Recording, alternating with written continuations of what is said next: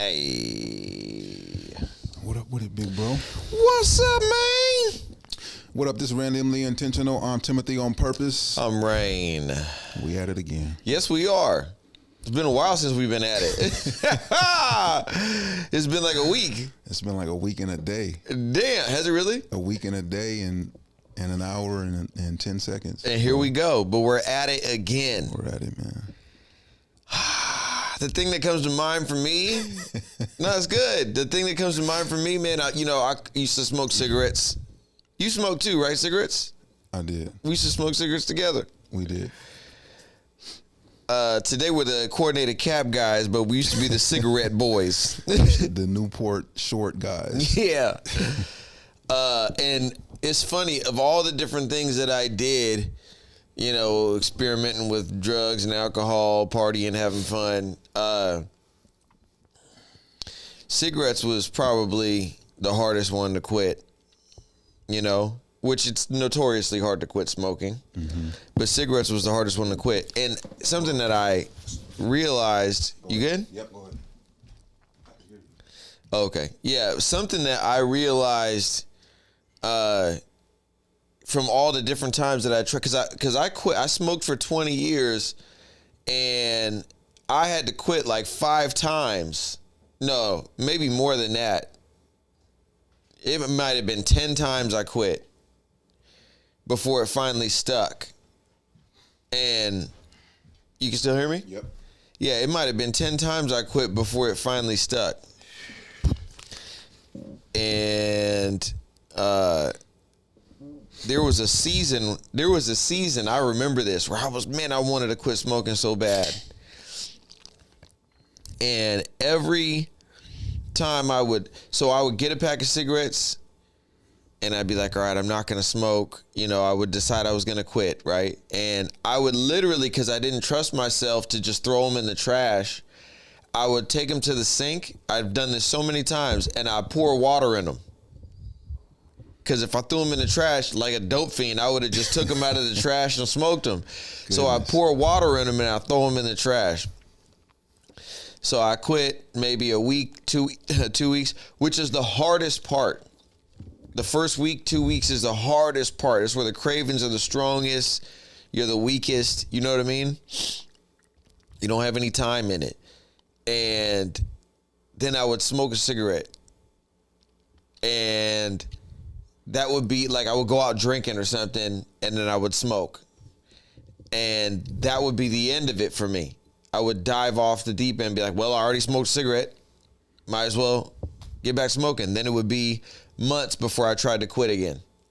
And then I would try to quit again. I'd be like, I got to quit smoking. And after all the times that I quit, going through that process was enlightening, of trying to quit and falling off and falling on and back and forth. At the time it was enlightening, or are you saying like now you see? Both. At the time it was a process of self-realization, you know, of learning myself. And because it's a battle. Trying to quit an addiction is a battle. And you're struggling and you're arguing with yourself. No, don't do it. But I want to.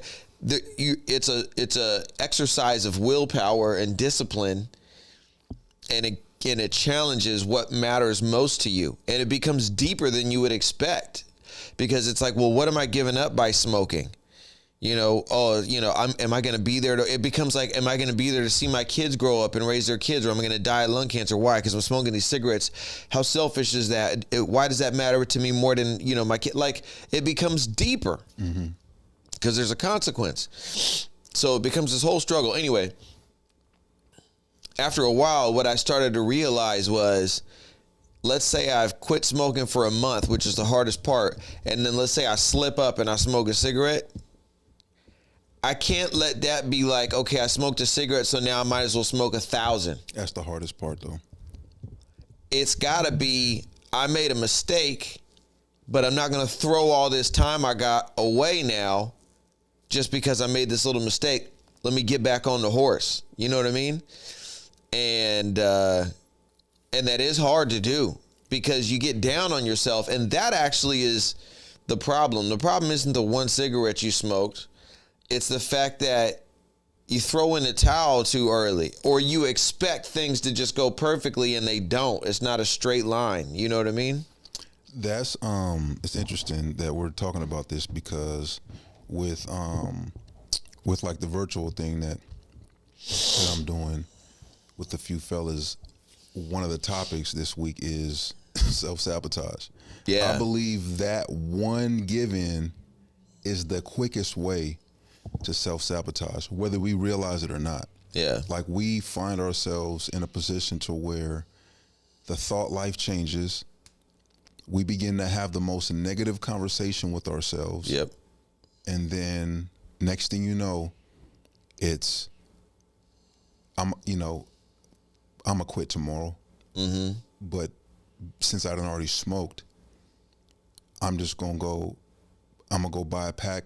I'm gonna smoke as many as I need a day, and I'm gonna throw the pack away. Mm-hmm. You know what I'm saying? Like, whatever I don't smoke by the end of the day, and then we just gonna restart tomorrow. Which is You're lying to yourself. And it's the manipulation that leads you into like the deepest of the quicksand of self-sabotage, bro. And that's why it's so hard, because there's this self-manipulation taking place, and then by the time you realize, like, oh shoot, this is day 3 now since I hit that cigarette, and or whatever it is. Yeah, Drink this drink. Yeah. You know what I'm saying? Yeah. Do something that you have been committed to not doing, which has produced a healthy lifestyle and a healthy thought life. Or day 3 since I've been to the gym and I said I was going every day. From the most unhealthiest of practices to the most healthiest of practices, it's like when you step out of that discipline and you step into the compromise, there is a manipulation that has to take place in either direction. You know what I'm saying? Like, once you actually get to the point of like, I'm tripping, I need to get back to where I once was, you have to like go through this process of even manipulating yourself. Like, you don't need this. It's not I won't even say manipulate. After our last conversation, I'll stay away from that word in the sense of like Oh, I forgot about that. Right. But I mean, I've been thinking more on that, and the more I think about it, the more right I realize you were, in a sense of like, especially when it comes to people, and we're talking about whether you're talking and manipulating someone or you're having a conversation with yourself. I think there comes a point where anytime something progressive or healthy is in question and manipulation comes into place, it's going to lead you away from that. But when you're trying to convince yourself to head away from that negative behavior into a positive behavior, there's a different type of, I believe there's a different word that's going to describe what you're actually doing, which is more aligned with leadership and leading, and a different type of discipline. You know what I'm saying? And the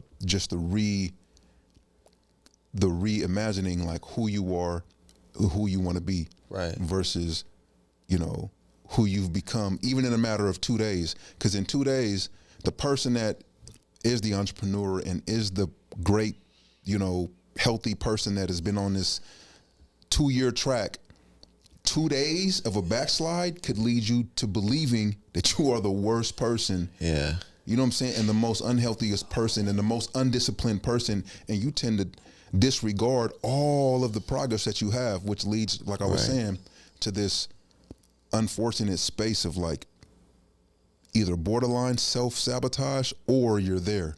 You've sabotaged an opportunity to be like your best self for the day. You know what I'm saying? Right. Because it is a day at a time. You know? Yeah. No, I agree. So whenever I see behavior like that, that's consistent across all of us, that's obviously instinctive animal behavior, I think about us as animals. Then that's like where I think about our animal brain, right? Because we are still animals. We're intelligent, but we still have instinct. And we still have kind of like, genetic predisposed behaviors, which is why we're so similar in so many ways, even though we don't know each other, but we can be so similar. And I think about in nature, like why is it that are we the only species that has temptations that are not good for us? Like, why is it so easy or so attractive to build bad habits, to do the wrong things that are not good for us? Why is it so easy to eat sweet foods and junk foods and be lazy and not go to the gym and, just like, why are the worst things for us the easiest habits to build, and the best things for us are the hardest habits to build? And where else do I see that in nature? I don't see a monkey that's like eating a fruit that's making him obese and he just can't stop eating it. He's in the trees like, man, I gotta stop eating these fruits. It doesn't happen. Like, where else in nature do we see temptation that's dragging animals down and they can't stop themselves from it, and they're battling, having this internal battle about addiction or trying to build better habits? Like, where else does that happen? Yeah, I believe we have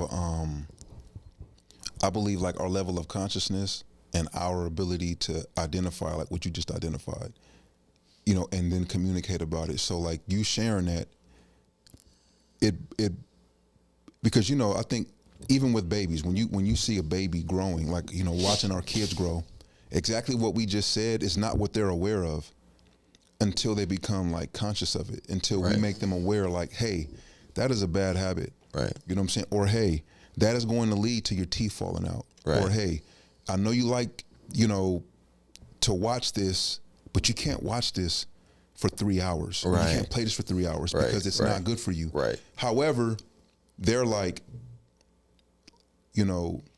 for the person that makes them aware and tries to encourage them against their temptation, they're glad when that person's not around. Like sometimes Ian, when I sort of wonder, like every time I'm getting ready to go to work, he's like, "Are you going to work?" I'm like, "Yeah." He's like, "How many buildings do you have tonight?" And I'm like, He's trying to figure out how long you're gonna be gone. You know what I'm saying? And I'm like, oh, but I think the level of consciousness will. So I think about his habits when I'm not around, and I'm like, I think with animals, with like the monkeys and like the animals that are able to leave traps or to leave enticing. Hey, hold on. Yeah. You're the best, bro. You're the best. I love you, bro. You know what I'm saying? I love you, man. Go ahead. I'm sorry to cut you off, but I love you, man. I love you too, bro. Go ahead. For the animal that's able to kind of entice and leave the trap, for the individual animal that it knows it's watched like a habit or something that it will be enticed to grab, regardless of the danger. It's like there's a point where that animal didn't realize that about that animal until it became conscious of it, whether it was hunting it and was like, oh, it likes to eat that. So I'm going to make sure around, not to say that an animal can know time like we do, but They instinctively, do, though. Yeah. I'm saying instinctively, Yeah, know what I'm saying? yeah. We don't need watches ultimately to tell time. No. Instinctively, individuals were able to identify way back when shadows shifted here or when the sun was this, they were able to tell the time. Well, it's like we don't know our way around because we use maps, but if we didn't have maps, we used to know our way around. And we would get back to that. We only know time the way we know it because we're used to relying on a clock. But before we relied on the clock, we just had to pay attention. Modern custom, yeah. You know what I'm saying? So I think like the modern, I think that's why we have the habits that we have, is because, and why we're able to identify it is because consciously, well, to answer that, I think every being is capable. You know what I'm saying? Like it's how we actually identify how to eat Right. or when to eat, especially like the predators and, when it comes to them watching prey, you know what I'm saying? Or setting, like I said, setting traps. But at the end of the day, it's like, it is a learned behavior, like these habits, like we learn these things. But yeah, you know what I'm saying? Well, I think, like, thinking about it too, you're right. I think like all those temptations that are not good for us, they're all unnatural. All of them, right? So like, think of one, cookies. That doesn't exist in nature. A baked good with sugar in it, refined sugar. It doesn't exist. It's something that we've created. We created it. Candy. We've created these things that are toxic for us. Even if you think about not going to the gym, a world where you don't have to have physical exertion is something unnatural that we created. By having cars and having lights and all the stuff that we've created to make life easy for us has made it to where we don't have to exert ourselves physically. That is a great point. So even not going to the gym is unnatural, because in our regular lives, we would have to pick up a rock and go hunt and climb a tree and do whatever the heck we got to do. That's our natural world. You know what I mean? So like if you look at kind of more primitive habitats where people are still living in tribal communities, there's no obesity. Show me somebody obese. Doesn't exist. Maybe some of the women that are like built for having children, like this is still a very natural thing, but all the men are lean. You show me a overweight guy living in one of those kind of primitive communities. Show me one. Have never seen it. They're all fit as a fiddle. They all look like track runners. Every single one of them. Because all they do is eat meat, vegetables, and walk around all day and work with their hands. That's all they do. They don't have injury. They don't have sickness. I mean, it's probably, but you know what I'm saying? For the most part, they are, all the problems we have, they don't have. We created all those problems with refined sugars and dyes and chemicals and medications and, lack of physical exertion. Look at some of it. I'm not like knocking obesity. I'm just saying, look at the world we've created, and has it really helped us? Even like what you just brought up is a beautiful point that I never thought about time. I always think about maps as how it's made us dumber. Because to me, I feel like that's an important piece of evidence that we should be paying attention to in this new world of AI. Because maps took over. I remember this. I don't remember a world without time, without clocks. I don't remember that. So that one didn't dawn on me until just now. That's also probably one of the earliest versions of that is, now that we have clocks, we don't need to pay attention to the world. We don't have to feel Earth. We don't have to feel our way through the day. We don't. Because we're like, it's 12 o'clock. That's not natural. But I remember a world without maps, as do you. And when we were kids, bro, you had to know the street names all over town. I don't know street names in my neighborhood that I've lived in for 8-9 years. But I can remember the street names from the neighborhood I grew up in. Yeah. I can still remember the street names.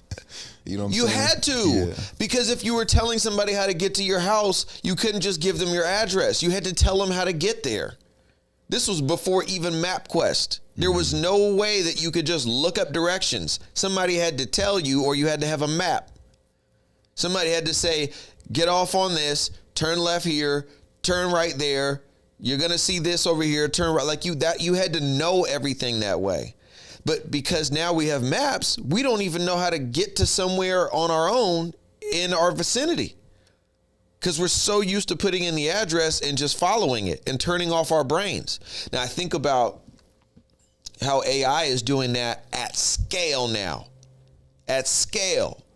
Even I already see it. I do a lot of writing emails and communications and stuff. I already see it, and I'm ashamed of myself.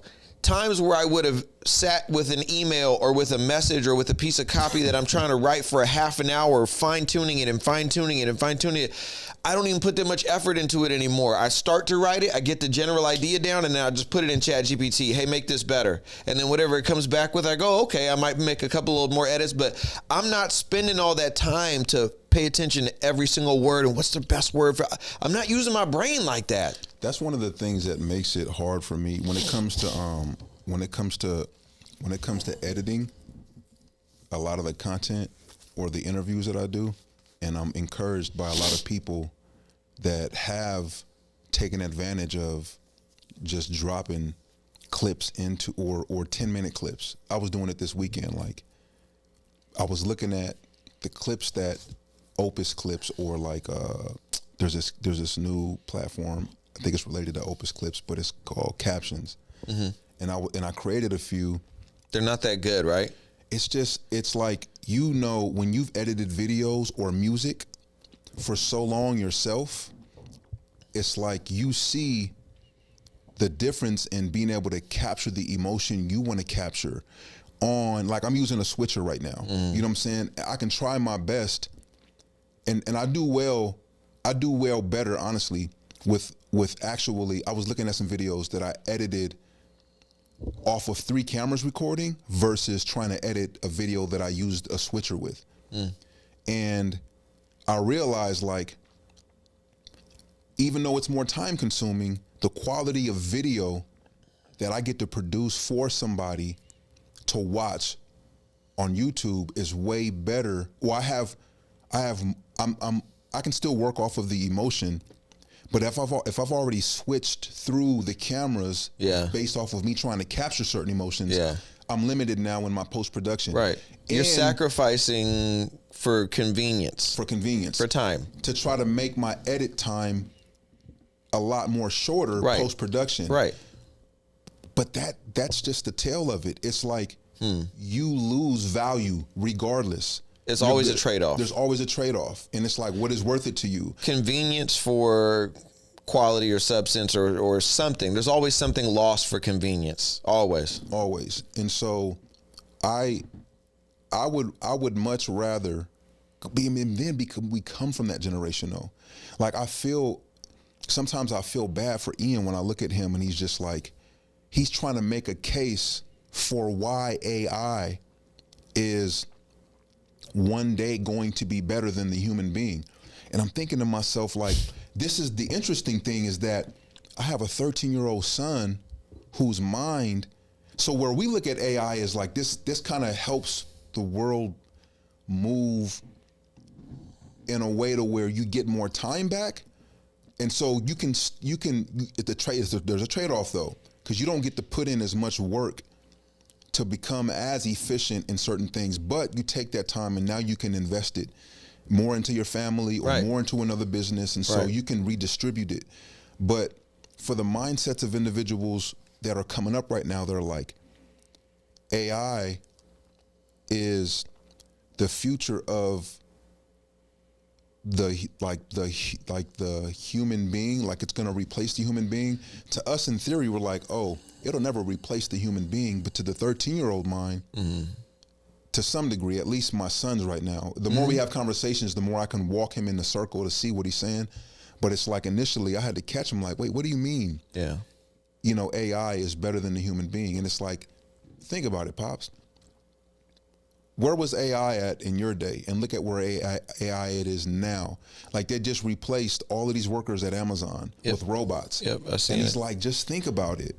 Just think about how one day the man can replace a robot with a woman. If a man is just getting married for the sake of having a partner to help, or a woman is just getting married for the sake of... Oh, it's going to happen. And so he's like thinking along that line, but I'm like, man, that's what his mind... Your phone. Oh.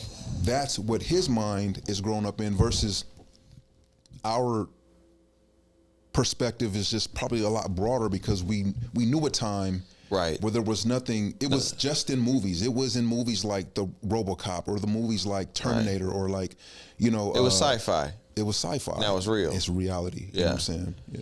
Well, and it's like, you know, the interesting thing is this comparison to humans. Like, there's been computers, it's weird to say it. It's like, you know, computers, you can say, are they smarter than a human? Well, it's not really the right comparison, right? Because before there was computers, before there was like internet and access to all this information on computers, I should say, everybody had encyclopedias. And all that knowledge and information was in those encyclopedias, and the combination or whatever of the aggregate of all that knowledge was more than probably any one human had in their brain. So then you could say this set of books is smarter than a human, or you could go into a library and see the whole library of books. You could say this library is smarter than a human. Well, it's not a being. It is just a collection of information. And AI is the same thing. You know, it's able to take that information and process and whatever. So it's like, it's kind of a weird comparison, because you're basically saying this collection of information is smarter than a person. Well, okay, yeah, of course there's more information in the world than there is in one person's brain. That's always been true. But I think the reason why the line is getting blurry is because now the medium at which we're engaging with this computer interface, the interface has become humanized, right? Like if I go on ChatGPT on the app, I can talk to ChatGPT. I can have a conversation with it, and it sounds very, very human. And they keep updating the voice to have little pauses and very human kind of like idioms, just like, and now instead of just like very Straight cleanly, robot. like robot, like Siri, you know, but now it's just like, oh yeah, and Very fluid. it's super fluid. So I think, and then you see all the videos of the robots, the humanoid robots. And I don't know if it's real or fake, but I've seen for probably a couple of years, I've seen videos coming out of China of their humanoid robots, and they're putting like, you know, already the latex coating on the outside and making it look like a real person. They've been doing that for a while. I've seen some stuff that looks super realistic. I don't know if it was real or fake or what, but regardless of what that was, that is absolutely what's coming. And the way that this younger generation has been sabotaged by the internet and by people who want to be viral and make money on the internet, and will do that at the expense of humanity or dignity or integrity or any of that. They've been primed, and all the propaganda that's been out there around gender and sexuality and all this stuff, the lines have been blurred all over the place, and this generation has been primed for, not intentionally, not like a conspiracy, but the natural evolution of where things have gone, even though it's so weird, but it's moved in this direction where there will be marriages with robots. There will be, and you'll be, just like they shame you now if you don't accept every little thing that the world wants to throw at you. Yeah. They'll shame you for that too. And it's already memes. People are already joking about that, but jokes turn into reality. That's absolutely going to happen in the very near future. Before we die, we will see people in full-blown relationships with humanoid robots that look very real, maybe even indistinguishable once the robots are fluid and they, you know, maybe indistinguishable where you don't even really know. Right. And like, imagine 50 years from now, they will have nailed down skin that looks real, like Nails. because they're already growing that shit in labs. They're already growing organs in labs. They will have real growing humanoid robots that are just at their core are just a robot. It'll never die. It'll never do something you don't want it to do. It'll never leave you. You don't have to worry about being heartbroken. You know what I mean? Yeah.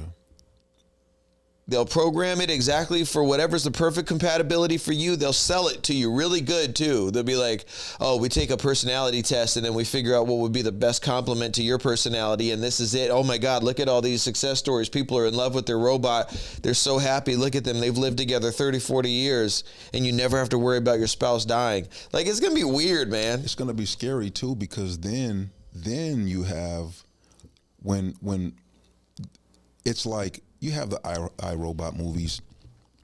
You have the iRobot movies, and you have these movies that depict this, you know, specific, you know, plot when it comes to robots. You know what I'm saying, and human beings, and it's always the one turning on the other, and then there's just this reality of like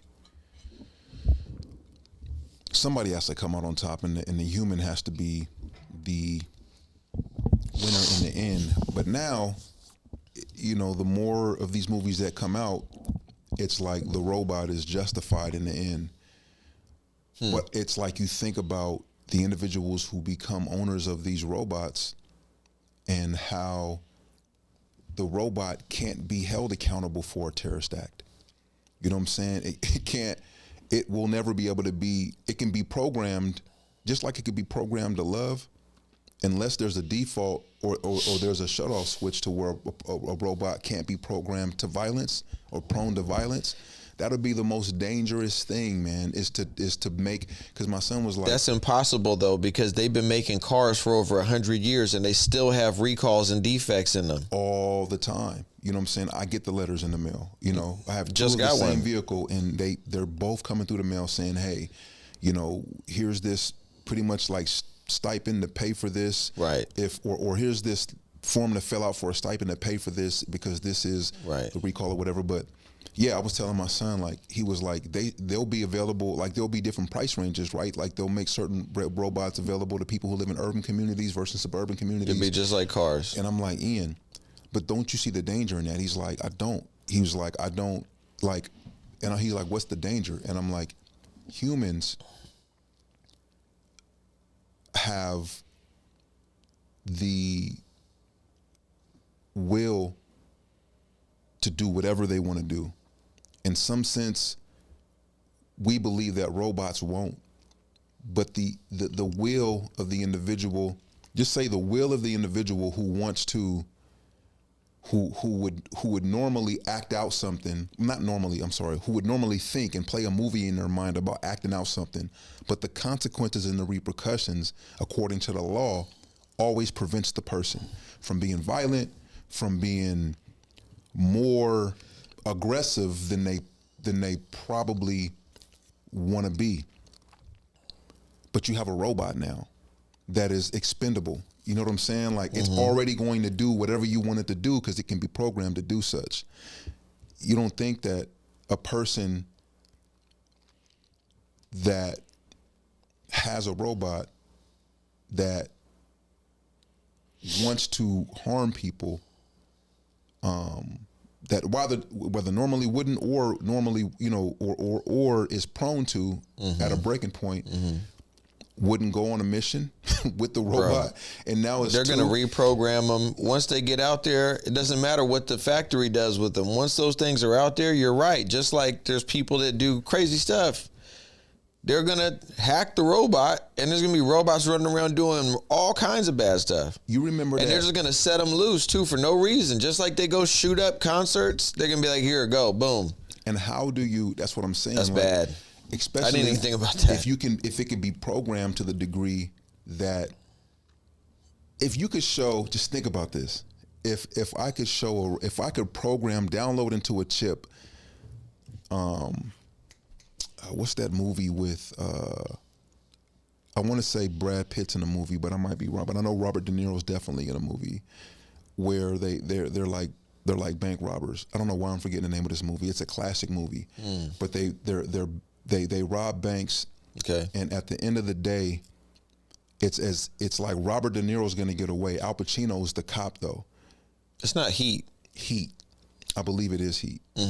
Because Heat, and I'm not talking about the one with Jennifer Lopez's ex-husband. Oh no, I think they're married now again. Ben Affleck. Ben Affleck. I'm not talking about Ben Affleck. No. I'm talking about the other one, Heat. If I can play this, if I can download into this chip the scenes that would all the more program this robot to follow through, it's like, how can you stop? You know what I'm saying? How can you stop the programming? You know what I'm saying? The individual is going to go out, or even more so, the situation happened in LA with the two dudes, you know what I'm saying, that were like armored from head to toe and took out so many officers trying to rob a bank. And then they ended up in a situation where you had all of these police, and it was just these two guys who had magazines for days. Armor for days. They were both trained years ago. Yeah. You know what I'm saying? And they were both from I believe they were both ex-military. I remember. But once again, man, you download that stuff, put it in the hard drive of a robot, especially when they're fully fluidly.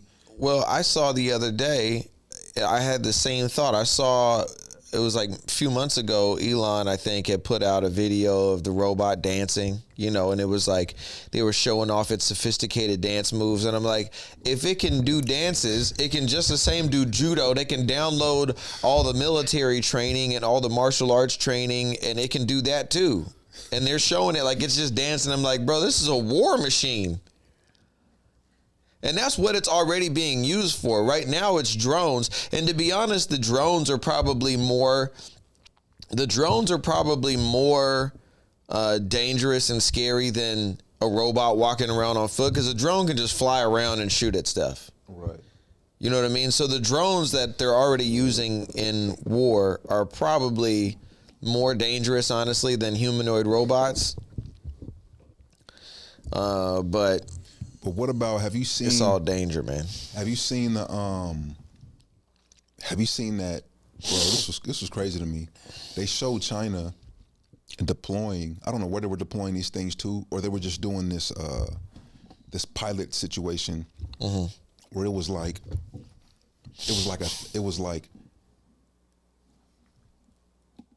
did they say 8,000? It was a crazy number of drones that were all simultaneously landing in their docks. I saw that. They all were like, you would see almost like 200 of them come up at a time, like all at the same time, and then they would be deployed. And then I'm sorry, they would all go up, get, you know, kind of set in their position. Then the next fleet would go up, set in their position. Then the next fleet will go up, set in their position.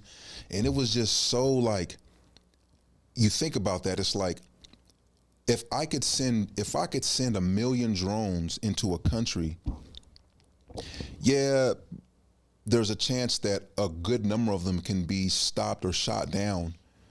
But if the point is to send all of them with the same amount of firepower and agenda, all we really need is a certain percentage. If we're strategic enough, think about it this way. Sure, if you fly them over, they're going to get shot down. But what if you just ship in crates of them and deploy them from within the country? That's crazy. Yeah. Then how are you going to stop them? They're already there. What if somebody had a crate of drones right here in Vista and let them go? Right? Right. How are you going to stop them? They're already here. So I wonder, you know what I'm saying? Like, I wonder what the like the damage control of a plan like there is for this next 30 years of developmental, you know, progressional opportunity that Americans are taking advantage of, you know what I'm saying? Or China's taking advantage of, or any of these countries that have the sophistication and the financial, you know, momentum to build out this infrastructure. Honestly, bro, I think what's actually happening right now is we're reaching a point where it's going to just be out of our control. I think we're reaching a point where we have finally developed technology to the extent that we can no longer harness it anymore. It's almost like if you ever seen somebody on a skateboard bombing a hill and you're going down the hill, and at some point you can handle the speed, and at some point the speed becomes too much and the little wobbles become big wobbles, and then boom, you fall. You know what I'm saying? I know that all too well. You know what I'm saying? Unfortunately. And I feel like we're at that point right now where we're starting to wobble a little bit, and you know where that wobble's going to go. Once you start doing this, it's a wrap. You can't come back from that. But I know you've seen it, bro, especially in your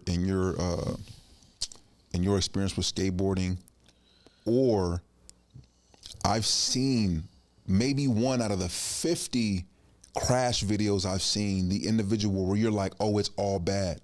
And somehow it's like they know the one thing that they have to do to get control back, and they do it. Mm-hmm. And it's like we, you know, we're America. There has to be that wisdom. At the same time, it's like the will and the pride, it overrides it. And so I wonder if while it's wobbling, at some point while the wobble is happening, if there will be an opportunity for that wisdom to kind of get stability again. It's not going to happen because there are two competitions going on that's driving everybody blindly forward. One is the competition between businesses, and the other is the competition between countries, right? So there's this whole thing where it's like, I got to develop the next AI, this, that, before somebody else does, because I can get rich. You can't stop people from that pursuit, right? Because if I make the AI of how to make, clips really, really good, better than Opus. If I make one like that, I could be a billionaire by next month. If I make the AI of audio engineering to make the voices sound really good with the press of a button and then it sounds perfect, I can be a billionaire overnight. So there's all these people competing in industry. And then you have the biggest competition, is probably the easiest one, is US versus China. So you got US government and industry competing against China to try to basically own AI and the infrastructure around AI. So nobody can stop, because they're like, if I stop, the next guy is going to develop it.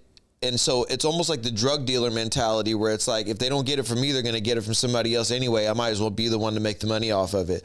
So it's the same thing. If I don't do it, somebody else is going to do it. And then they're just blinded by competition. Same thing. If US tries to stop and be more ethical with the way that we're developing all this stuff, well, then it's like, well, but Russia's not going to do that. China's not going to do that. They're all going to develop it, and then they're going to have more advanced stuff that they're going to use against us. So we have to continue to go. Yeah. So that competition amongst each other is propelling everybody forward without any willingness or to stop and kind of say, okay, like, is this really a good direction that we're moving in? It would take the whole world doing that at the same time collectively to say, hey, this is not good for humanity as a whole. We need to set these parameters. We need to be this way.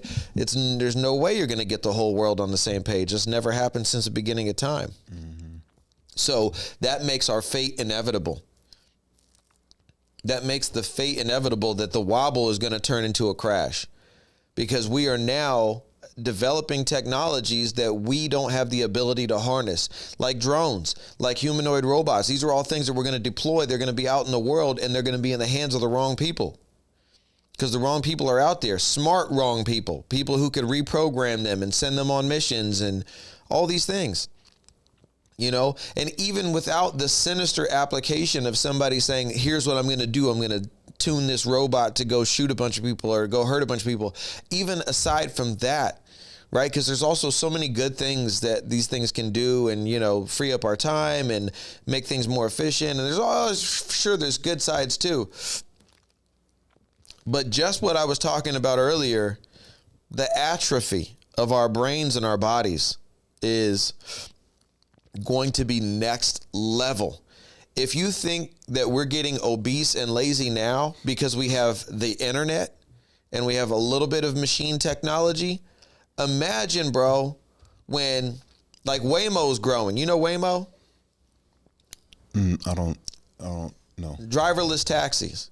Oh, yeah, I heard about that.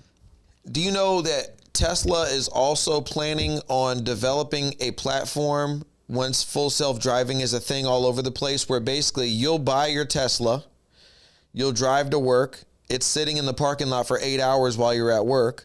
So while you're at work, you'll be able to deploy it and make it available on the marketplace for people who want to use it as a taxi. It'll go out and pick people up and give them rides and do all this stuff and make you money while you're sitting at work, and then it'll come back whenever you need it. And so you will have made money while you were sitting there. Nobody's going to be doing any driving, any of this stuff. My point is, if we're getting overweight now, if we're getting lazy now, imagine when we don't have to think about anything. We don't have to struggle to come up with anything. There's no resistance at all. We don't even have to get up to cook the food that's making us fat, because we've got some humanoid robot that's going in the kitchen and making cakes and making all the things, whatever we see on the internet that we're like, oh, I want that. It's like, I have the recipe, I'm making it. Oh, you don't have the ingredients. I'm going to the store. I'm going to send the car to the store to pick up the ingredients, and it came back. Like, you won't have to do anything. You will have to be intentional about everything good. And just like I was saying at the beginning, it's weird that we're the only species that struggles with all these bad habits, but it's because we created the ability to have these bad habits. We created an environment where these bad habits exist. These are unnatural things that have created these scenarios for us. We're about to put that into hyperdrive and create a world where you have to be super intentional just to survive, like just to be a little bit healthy, because everything's just going to be, again, I know how I sound right now. I can hear myself. It sounds very doomsday, but I really believe that's a reality. I don't think I'm being like negative or fatalist. I think I'm really just like, I don't see any other potential outcome. I don't think you're being doomsday. I think it's just these you don't hear this often. Like when you look on social media or you look at these conversations about AI, the negative or the downsides of it isn't heightened or it's not highlighted. You don't see as much. There may be conversations out there where it is happening, but it's not. It's not going. You don't see that as the topic of many. Like we just stumbled across it, talking about habits. And then AI, it's not something that you see, and obviously for marketing purposes, or I don't even know. Hopefully, this isn't something that YouTube is even, in a situation to where they're like, hey, you can't talk about this, or you'll be, demonetized. We're not monetized, but like, you'll get a strike or something because this is something that goes against the agenda of the majority of individuals that have the most money in the world. Right. You know what I'm saying? And if this is going to create a crazy separation of wealth. Right. You know what I'm saying? So, yeah, I think at the end of the day, as we kind of started to kind of go in the direction of, you see things like AI, things like, just getting older. If you're not careful, you lose the sense of like time, you know what I'm saying? And how there's so much value in counting the seconds. Yeah. You know what I'm saying? Like I hear so many people getting older, or even the people that see the gray in my beard and they're just like, bro, you look so old now, or you know what I'm saying? Like, I'm glad I ain't got that many grays. And it's like, man, there was a point in time where I literally didn't even understand how to appreciate the fact that I was as young as I was, and I was as agile and loyal and dangerous in the sense of just how every young human being that has a young, very strong will is dangerous in the sense of the definition, one of the definitions, not in the most negative sense, but just in the sense of you aim you in any direction. Impactful. You're very impactful. You know what I'm saying? So much so that I look back on it now and I realize like, dang, like, and I survived, but I lost a sense of like, I wanted to grow up so fast. I lost a sense of like the time to really, really develop. Now that I'm, in my 40s. We weren't present back then. Now we slow down and we're more present. And we're conscious about the reality of like every second, because I'm fighting for it. I'm looking for ways to buy back my time. Right. But it's like, I was thinking about this on the way here this morning. I was like, man, the concept of buying back time is great in theory, but it's like, if I just slow down enough to really understand that I have 24 hours in what would be considered a day, and like 60 seconds, and 60 minutes in what will be considered an hour, and 60 seconds in what will be considered a minute. If I could really just slow down enough to strategize the same way I strategize to build the business, I could, in a very healthy way, create, in the same way people create opportunities to buy their time. I may not have to spend so much money on time. You know what I'm saying? Like I could create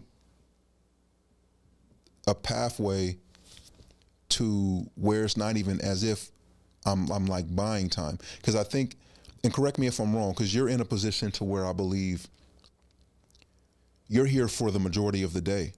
Well, not the majority, but the majority of your waking day. Yeah. You're intentional though with the time that you're here. You were sharing with me last week, like, hey, in this sense, bro, you have too much time in the day to not make a call to somebody about your services. Just in that thought life alone, it's like, well, actually, I have time enough to make 10 calls. You know what I'm saying? If I'm being real, I have time enough to make 10 calls. Oh, daddy, can we go and play? I got the girls' tennis rackets. They're into tennis. They want to play tennis. Can we go after practice Saturday? They were like, my daughter, we were walking off the tennis court. She was like, we have to come back here tomorrow and we have to practice. And I'm just like, because for her, That's huge. she's just like, she's a 6-year-old. Time to her, I have the honor and the blessing to be able to teach her about time. But in so many ways, it's like, she's just like, she asks me, when is your free day? Can you make your free day tomorrow and not Friday? So that we could just, and I'm just like, man, her idea of time is being shaped by me. She wants to develop in this skill set of tennis. And I'm just like, before I know it, she's going to be like, did you buy back enough time? You know what I'm saying? For this week. And I don't know about you, but I know when I was 6, 7 years, 8 years old, I didn't even know how to say, hey, when is your free day? Can you trade that for today? Right. You know what I'm saying? Right. And then, so I'm saying, Well, my parents didn't spend any time with me, so I didn't give a shit where they were anyway. Right.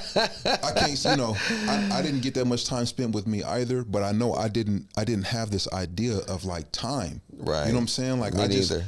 I didn't even understand it. But It wasn't important. it wasn't. It was just like, I'm growing. Only time that matters is what time I got to go to bed. That was the only time I really paid attention to time. But I remember there was a time where I forfeited the idea. It's crazy how some of us, we come to this fork in the road where we almost die, or we see someone else almost die, and now we're introduced to the reality of like, oh, my time could end fast. The whole narrative in the 90s, like, oh, you shouldn't make it to see, the bigger number was like 25. If you're a black male, you're not going to make it to see 25. Then it was, I'm 15 though, and I'm like, man, will I make it to see 16? Because there were so many 16-year-olds dying in LA or in the southern part of San Diego, like Southeast. Right. I'm like, dang, then people are dying around us too. And I'm just like, man, now I'm in a position to where I'm from a gang where the mission is kill or be killed. I'm just like, man, I'm waking up with the idea every day that I could die today. Yeah. At some point, that can become an obstacle and you become a liability. So you have to forfeit the idea of like, I'm not going to be afraid to die. Right. I'm going to walk out here knowing that I'm possibly going to die today, and I'm going to take somebody with me if they try to kill me. Well, you start to get used to that. You live with that long enough, right? And you're desensitized to the idea. Yeah. You know what I'm saying? But I say all that to say that now as a 43-year-old individual with a bunch of gray hair in his beard that has survived Which prison is beautiful. and life, it is beautiful. This is a badge for me of honor, and this is a representation of I still have life to steward. Now I have 4 other lives to steward along with my wife. That makes it 5 leadership over. You know what I'm saying? Like, I've been trusted with that. Yep. It's still hard every day to convince myself, and maybe that's a part of the issue is like still kind of battling with like trying, like having to convince myself. But I lived a life so long of convincing myself that I was what I really wasn't, that by the time it came time for me to reverse that thought life and live out who I was born to be, now I have more waking days trying to convince myself that this is who I am supposed to be. These people are, I am deserving of having them in my life. When my daughter walks up to me and says, it's still new though. It is. It's very new.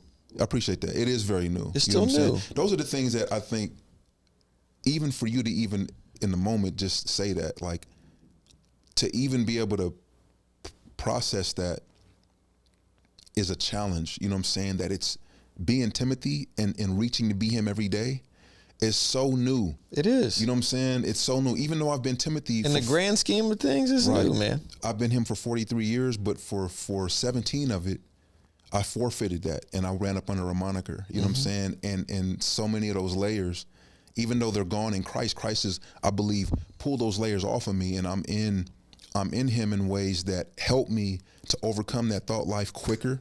Faster, for sure. Yeah. It's still, which I think is a good tension because it helps me keep stuff in perspective. Yeah. I see Ian literally asking me, like, what does it benefit me?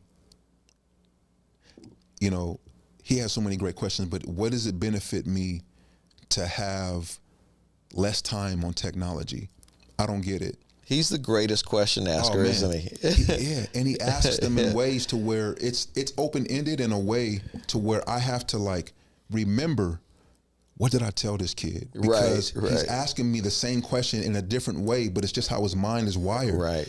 He's like, but you know, he's got a log of everything you've said. It is. As soon as you say something off, he's gonna be like, well. Such a beautiful mind, man. He's like, because he's not only asking me, he's asking his mom and he's asking his grandmother. We're the adults he's around the most. Right. But I'm the only man. That's why you can't compete with kids, man, because they got all day to figure you out. You got all the stuff in life and the world to deal with, and all they got to focus on is you. It's like what you were saying a few episodes ago, was like, they are downloading from us the way of life. Yep. The way of response, the way of communication, the way of reaction. Like they're, so he's like, how do I understand that this is not good for me? When I'm like, I'm not out like gangbanging. I'm not out doing this. I'm not out doing that. And I'm just like, man, I get it. But your brain is developing in a way that, especially at 13, I wish someone just had the wherewithal to say, hey, my grandfather did, but he did it in a different way. Yeah. In a very like aggressive and I won't say negative way, because he was just from a generation, but I'm sharing with Ian, like, you have a choice on when to take in technology for an hour or an hour and a half in a day. But I'm not going to leave it up to you to take 3 hours and right now trust you to say, I'm going to watch all the technology time that I have for 3 hours in a row, and then just, throughout the rest of the day, no more technology. Because at some point in the day, you're going to come back either to me or your mom, and you're going to ask, I know I watched it for 3 hours earlier, but can I just get an hour from my 3 hours tomorrow, today, right at the end of the night? And then we got to go through this thing. And if you fold on that, everything's out the window. And so I say that to say, like, I'm realizing more and more, like, just honoring the fact that, like, time, it hasn't changed. It's just we just change our perspective about it, and it flies past us to the point to where we become desensitized to the reality of, like, the value in a second, right, or the value in a minute, or value in an hour, or value in a day, right, value in a week, value in a month. I've been in, it's just so much so that now we're going against what we're going against in our family, and somebody specifically is like battling against the idea that their time is limited. That makes you real conscious of time, doesn't it? Very conscious, you know what I'm saying? And very appreciative of time. Very, Yeah. Yeah, we have time for what we make time for. You know what I mean? Mm-hmm. It's funny you brought up that call thing, because just yesterday I was sitting here, I was doing all my stuff. The day had kind of gotten away from me. And I call people. I'm in this process of making cold calls in this business, building this business up. You know this, but I'm just saying this for anybody's context. And so I'm basically pounding the pavement right now. I'm knocking on doors virtually. I'm calling people, cold calling, and trying to generate new business. I'm calling people all across the country. And so because of that, if it gets to about 1:30, that means it's about 4:30 on the East Coast. And so, a chunk of my list becomes uncallable for the day, right? So I'm like, once it starts to get around 1:30, if you're in Florida, New York, New Jersey, I can't call you anymore. So my list starts to get smaller and smaller, because I have to just focus on California, Nevada, whatever's on this side. So the day got away from me. It was like 2:30. It's already too late for the East Coast. And I'm like, I'll just make calls tomorrow. And then I stopped myself, and I literally thought about what I told you. And I'm like, I got to live it if I'm going to be telling people to do this. Literally, I thought exactly that. I was like, I told Timothy, make just one call. I got time for at least one call. So I'm like, I'm at least making one call. It wasn't that I couldn't. I had a whole list of 50 California companies right there I could have called. But I had decided I'm going to wait till tomorrow. Why? So I pick up the phone and I call one in California, voicemail.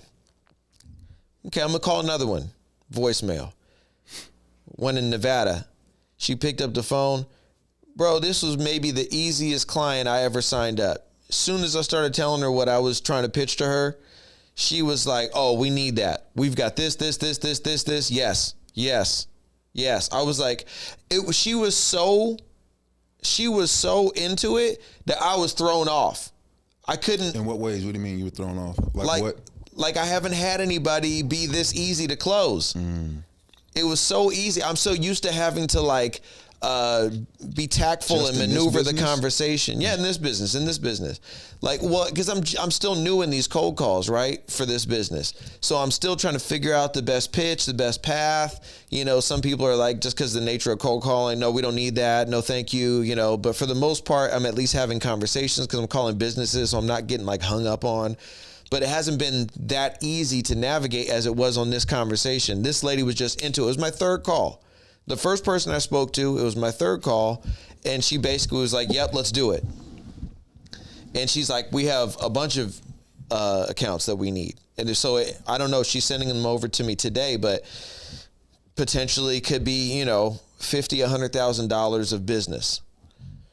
Because I said, I'm going to make one call. The one call, though. And it's just like I've heard somebody else say, trick yourself. Say you're going to go to the gym for 5 minutes. Because once you get in there for 5 minutes, you're going to stay for half an hour. You're going to stay for an hour. It's getting started that is the part that we hesitate and it's hard for us. So I made one call. Because I made one, I made two. Because I made two, I made three. And because that third call worked out for me, I made 15 calls. Man, talk about that for a minute, though. Because that's a switch that I think a lot of people have their own way of trying to interpret. You know what I'm saying? So I'm interested in hearing, like, I know you just kind of glazed over that. Like I made 15 more calls. Yeah. But like what about that transitional moment do you believe like happened that happens in others that they don't compute to, or they just kind of like, I made that one call, the 2-3 calls I was successful. Yes, I knew I should have made that call, and they have the inclination or the prompt, make more calls, but they're like, okay, bam, your work done for the day. Yeah. That's a good question. You're right, man. You know, the reason I told that story was just because of the time thing, right? It's like we have the time, and look what we could be accomplishing if we just used our time, if we were disciplined with our time, intentional with our time. Why I would go from 3 calls to 15 calls, I almost didn't. I had the thought too to stop. Oh, great. But I want it better than that. What? I want success better than that. I want everything that I have wrapped up in what I'm doing better than that to stop. So I got fired up and I'm like, let's go. Let me get 5 of these, 10 of these. Now, maybe if I was living in a world where I had 1,000 clients already, well, I wouldn't be making those calls. But maybe there's a place where I would stop, but I'm not in a position to stop. I don't have the luxury of stopping at 3 calls. You know what I mean? I'm not in that position yet. So when I get to that position, maybe I'll get complacent a little bit, but I'm not in that complacent place. When you say success, though, like, what do you mean? Because like $50,000 to $100,000. Can you carry this talk for about 3 minutes so I can go to the bathroom real quick? Yeah. Okay, you carry it. You talk to him. I'll be right back. So I'm wondering, like, this guy got $50,000 to $100,000 by call 3, and I'm not sure, maybe y'all caught it, but I'm not sure if he got 50 to 100,000 in combination of all 3 calls, or potentially with call 1 or call 2. It sounded like he said the third call was the successful call. I'm not sure, but I'm interested into hearing what because that is successful.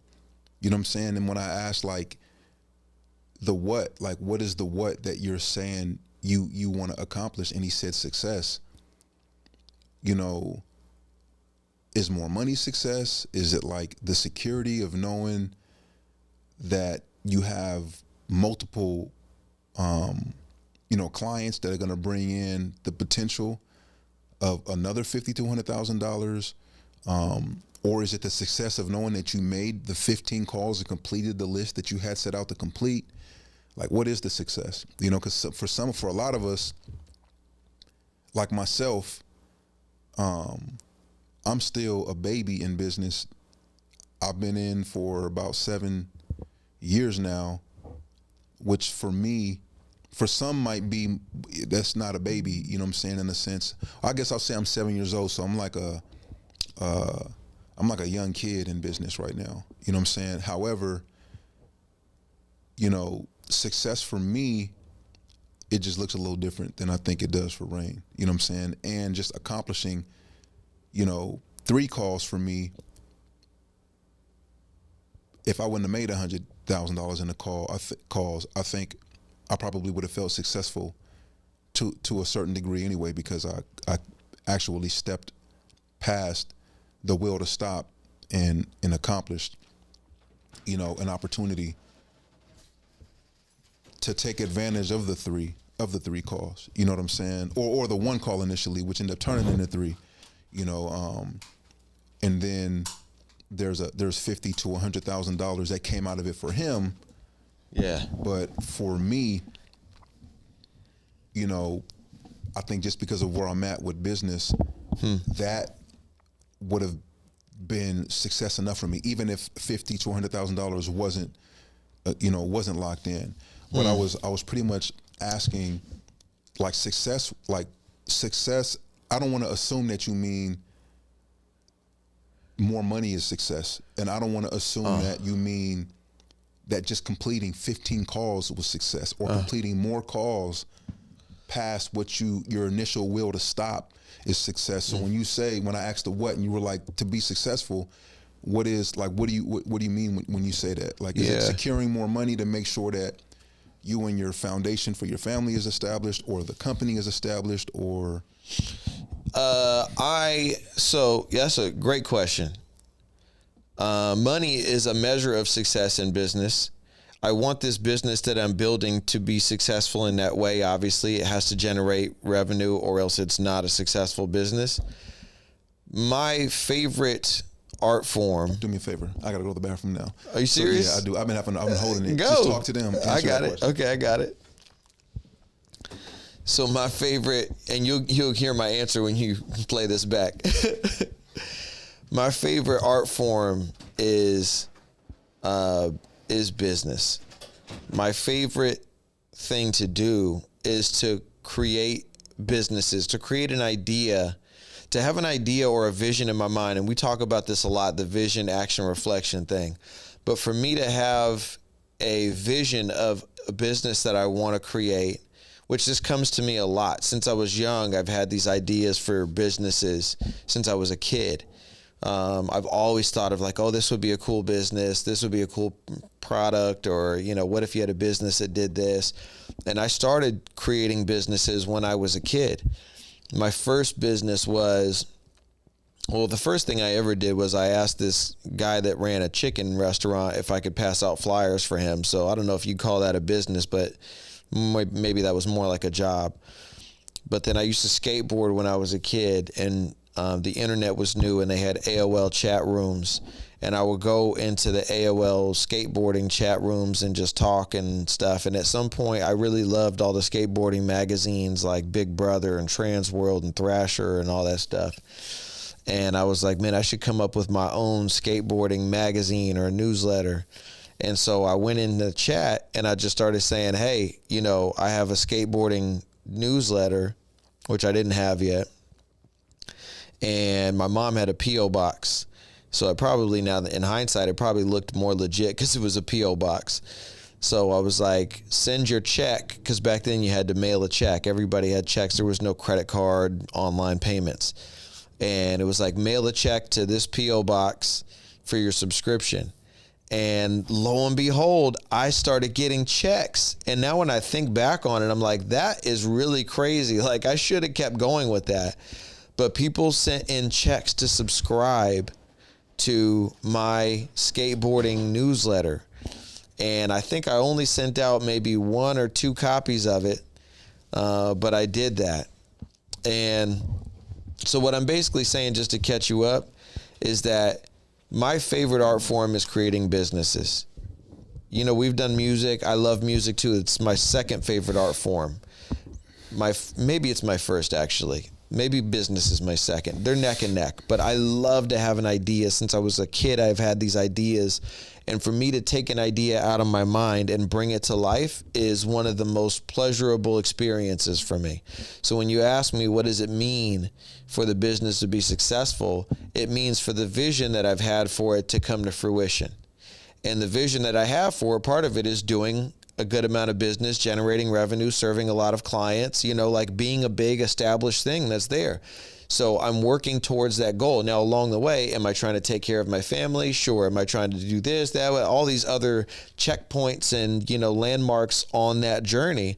But essentially what I'm trying to do is create the vision I've had in my mind. That's what success for the business is. Got you. And I didn't envision it being a small business, like tiny business. I envision it being something bigger. I'm not fully focused yet.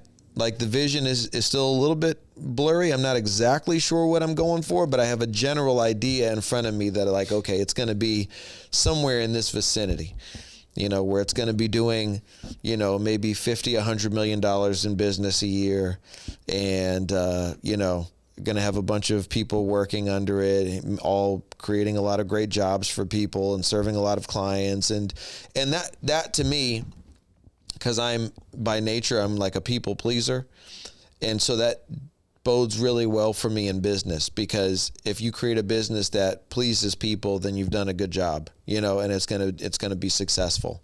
And so for me, having that innate, natural, you know, inclination and desire to make people happy, it works really well when I create a service, because I want to really wow my customers. I want the people that do me the honor of patronizing my business to be super pleased that they did it. And I also think, now this might be some imposter syndrome that I've got going on here. I didn't really realize this was going on, but trying to explain it to you, this just surfaced.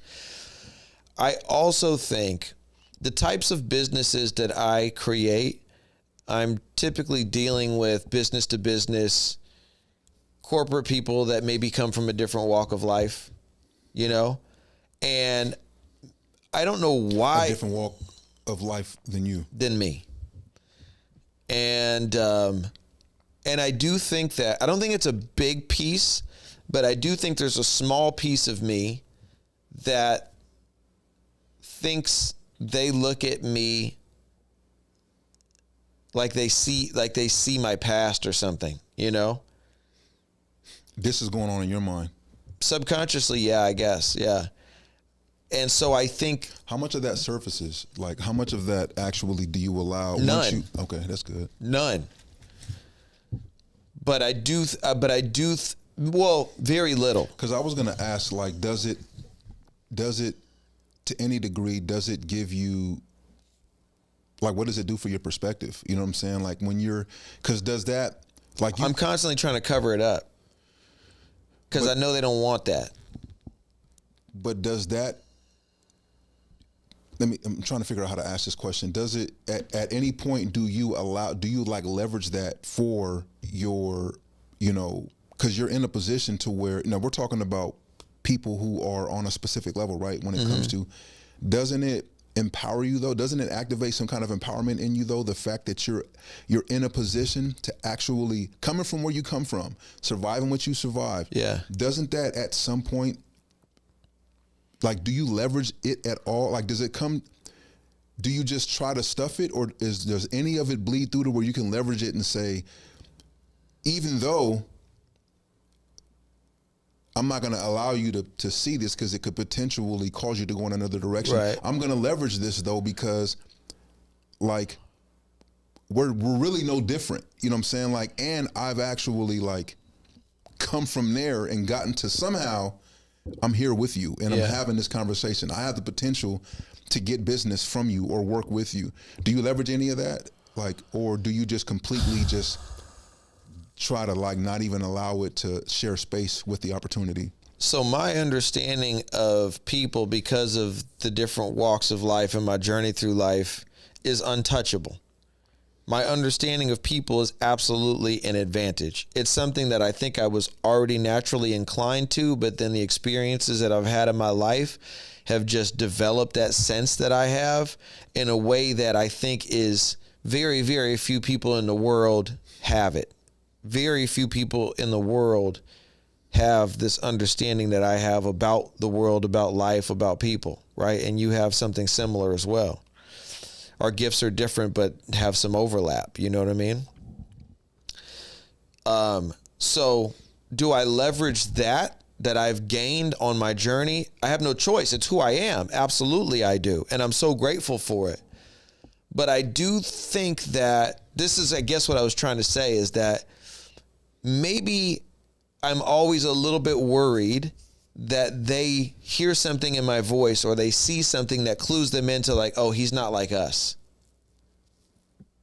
Oh, he's not one of us. He's a street guy. Hey, I'm gonna be honest, man. I believe that just because of what you just said, you know what I'm saying, like about the gift that we have or what we've been able to develop on over the years, I believe that is exactly what they're able to pick up on. You think so? I believe it. I remember one time I had an opportunity. I was starting a company with an LLC. I was starting my LLC, and my mentor, $1 million man, $100 million man, serial entrepreneur, and he took me to this law office to help me get the business established by establishing my LLC like this the right way. Uh-huh. And I don't know why, but that thing was happening in my mind. Mm-hmm. Like every step of the way I took from the bottom floor to the top floor where this guy's office was with this $100 million dude. Mind you, I'm fresh home from prison. Mm-hmm. I'm getting ready to start my company. And that was happening in my mind. I must have tried to shake this dude's hand. I realized it afterwards because I was so grateful. Yeah. I was so grateful that not only was I not being charged, but that this individual just gave his time to walk me through based on the network that I'm now included in because of my mentor. And was accepting of you. Was accepting of me almost until it was the end of the meeting, but I had realized like, damn, I shook this dude's hand to the point to where literally this is what happened. I went to shake his hand again when we were getting ready to leave to say thank you, and he did not shake my hand. Damn. He did not shake my hand. He looked at me and he just nodded his head. He's like, man, I'm not going to shake your hand again. But I think even more so, it was more like I walked away thinking that is what happened. And his response to that was like a defense for himself. Like, who knows what the mindset that he was probably raised with if a man ever tries to shake your hand within a certain setting, a certain amount of times, he's untrustworthy. Or these are the things that began to play out. He probably just thought you were nervous. What I'm saying is, though, no, I don't think he thought I was nervous. No. Because I wasn't nervous. Oh, you weren't nervous. You were just excited. Super excited. Yeah, it's it's literally like some people, I wasn't a fan of his. I didn't know who he was. But I was just so grateful of the opportunity. Right. And I guess I was over expressing it. Right. I get it now. Because a part of me did not feel like I deserved what I was getting. Right. And so I was trying to overcompensate with that for like, here's my hand. Right. You know, you gave me of your knowledge, your expertise. All I can really give you is gratitude. This hand over and over again. Man, Yeah. I'm thankful. Yeah. Until the point to where he was just like, man, like you're not, but in a way it's like, it's funny you remember that. You're not like us. Why would I not? Yeah. It was one of my first experiences in business. Yeah. Never try to shake an individual's hand more than is necessary. Right. You know what I'm saying? Now that I understand that, what is necessary? Mm-hmm. It's like you in this situation. It's like I'm not. Anyway, yeah, I can go on a tangent, but you know, I think individuals are able to pick up on that, and when they do, I think depending on who you are, what you've presented is going to determine the response from them. You know what I'm saying? Well, so what I was saying there too was, so I don't know if I would say I worry. I probably do though. I worry that they're going to pick up on it and it's going to be the reason that they go a different direction, because it scares them, because they don't trust me, because they think I'm a con artist. They think I'm faking, or they think I'm, or they just, Or there's a potential for that. Whatever it is, it creates a trust issue. So I worry that they're going to hear something or pick up on something in my personality or in my voice that's going to make them put up their guard and go a different direction. And so my point that I was trying to say, kind of still talking about what success is and how I like to please people. And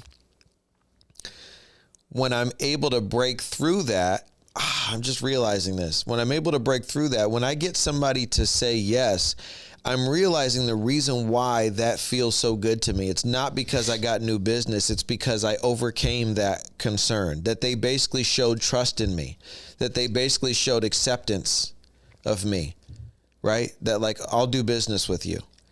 And I think that acceptance feels good for me.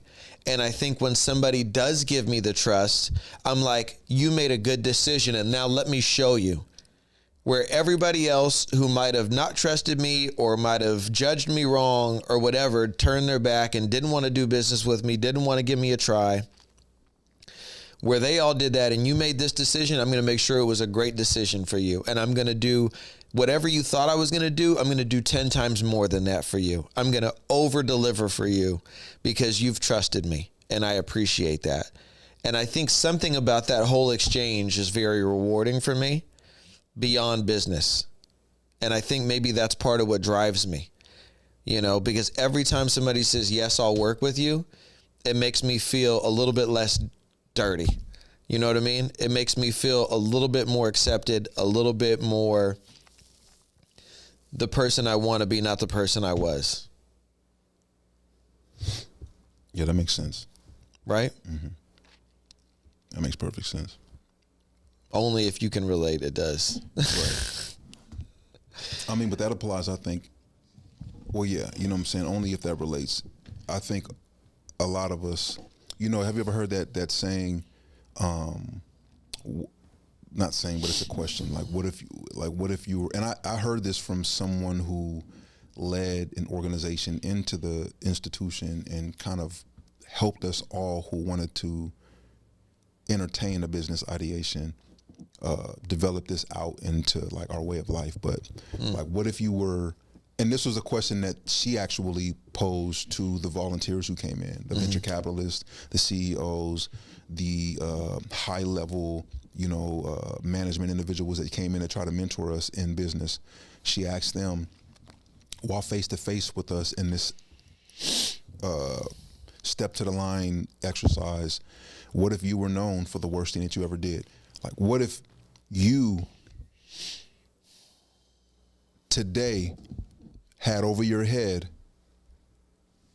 the worst thing that you ever did, or the people standing across from you were just able to sense it?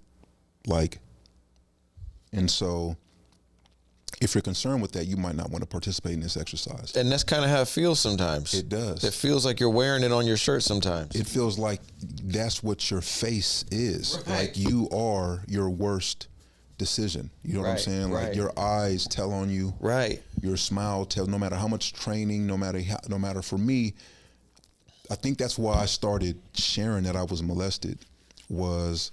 So you didn't feel like you were hiding it? Well, when you're in prison and you're in these circles of self-development and you're doing your best to overcome the worst part of you, of the stuff that you've done, you can't help but to reflect on the stuff that was done to you. But you try to, I can't speak for everybody, but I know there's a good number of us that suppress it for fear of that. If I share that I was molested, half of these dudes probably ain't gonna want to mess with me because of, I think, the mindset of a lot of people who We're also worried about being judged, right? And some of the most successful people you see in the world, that's one common trait that I notice in them, is that they don't give a shit what anybody thinks about them. You have to let go of that fear of judgment. that's the base. I think that's like the initial concern. It's like that's like almost like the default concern is the being judged. But when you go into the layers of like the judgment part, like when you start really breaking down like what the judgments could be, you know what I'm saying? Like, you know, well, who were you molested by? Was it a male or a female? Once that, no one's ever, I think maybe 2 people have asked me that, you know what I'm saying? But these were people themselves who had been molested. And so it was like a way of whether or not they were going to be able to identify, because it's different. If you're molested by a male, obviously it's different than being molested by a woman. You're still molested, but the layers of what you have to cycle through going throughout life is just different, especially when you get to the point to where you're comfortable enough with sharing it in the midst of a bunch of other men who you realize, dang, 6 of these 15 men at the age of 8 were also molested. It's like, dang, we were all, not all of us at the same time, because only a few of us were the same age, but within this 1 year of like 1988, 1989, we all went through this thing. And it's interesting because it brings a level of like relief in a sense to where you're like, oh, not only does it feel good to get that out, but it's like you start realizing, because you didn't know that about this person. So you're seeing this person super great at guitar, or, you know, super good at singing, or just great at communicating. That's how you seen this person before you realize that they had been molested too. So it's like, now you see, oh, that's how some people seen you, bro. Like they weren't seeing the molested Timothy. They were just seeing Timothy. You know what I'm saying? But you're carrying this weight of identity based off of what you've been through.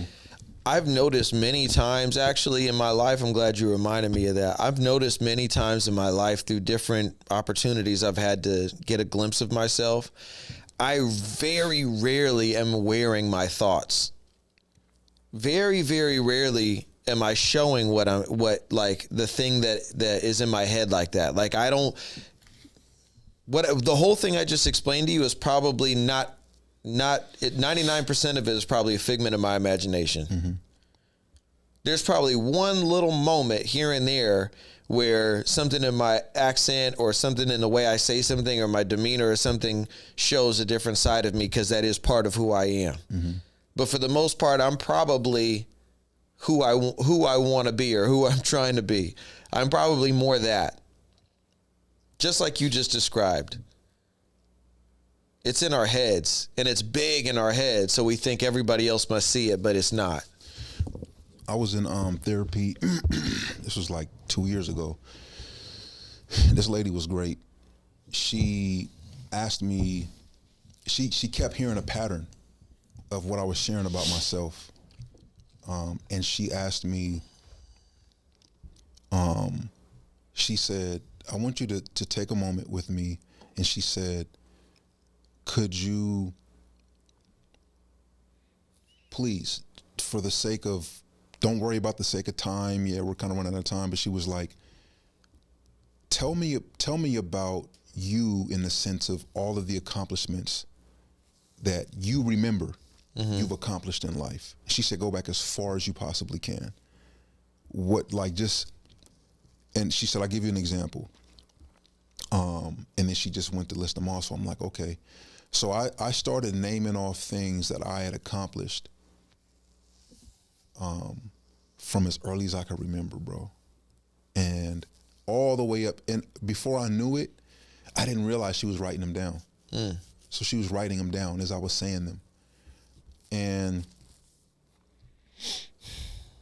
the good thing for her is like I had to think in between a lot of them. So she had enough time to really write down every last one of them. I think it was like between 14 and 16 things. And so mind you, for context's sake, what had happened was I was expressing to her why it was so hard for me to see myself as my children and my wife seeing me. So in every area where they were praising me or putting me up on this pedestal or affirming me, I was just all I could see was who I've been all my life and what I've struggled with in identity. And from an upward battle of wanting to be Timothy, you know what I'm saying? So she was like, I hear you continuing to say this and that and this about yourself. She was like, so afterwards she listed off all of these things that I had said. And she said, you know, I'm not surprised that you feel the way you feel about yourself.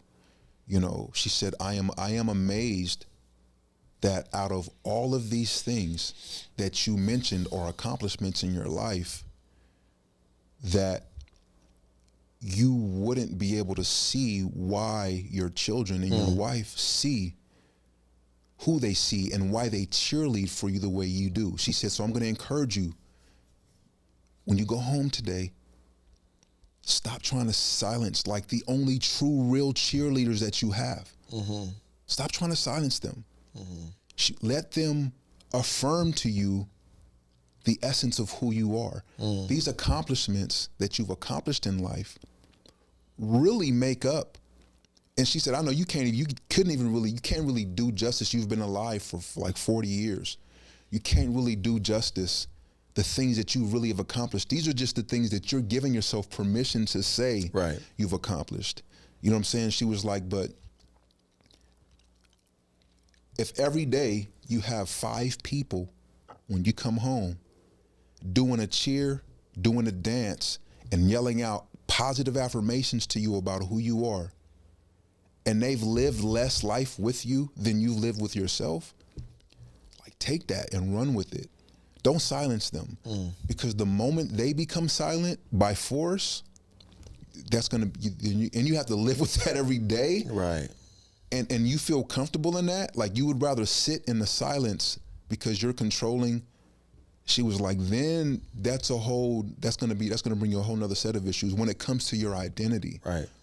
They're only giving you what you're putting out. Right. You know what I'm saying? Right. Like, and I was just like, man, and I still kind of get in my way today a little bit, but that kind of like set my perspective about like how sometimes we're too hard on ourselves. We are man. extremely our worst.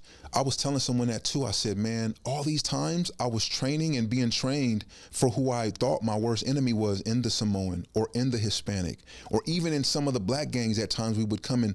But it's like, man, I never realized all that time I was being prepped and trained to war against myself.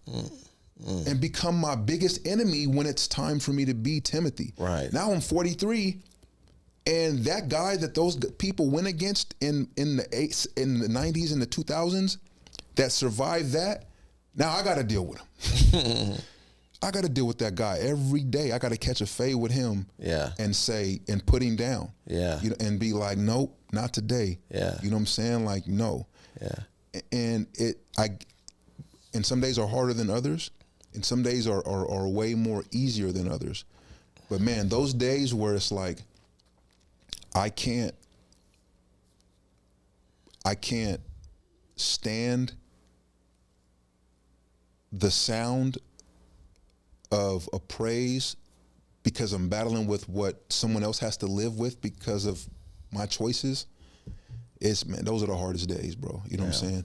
But, you know, it's interesting that you said that, like, you know, you don't necessarily wear that, you know what I'm saying, on your sleeve or outwardly as much.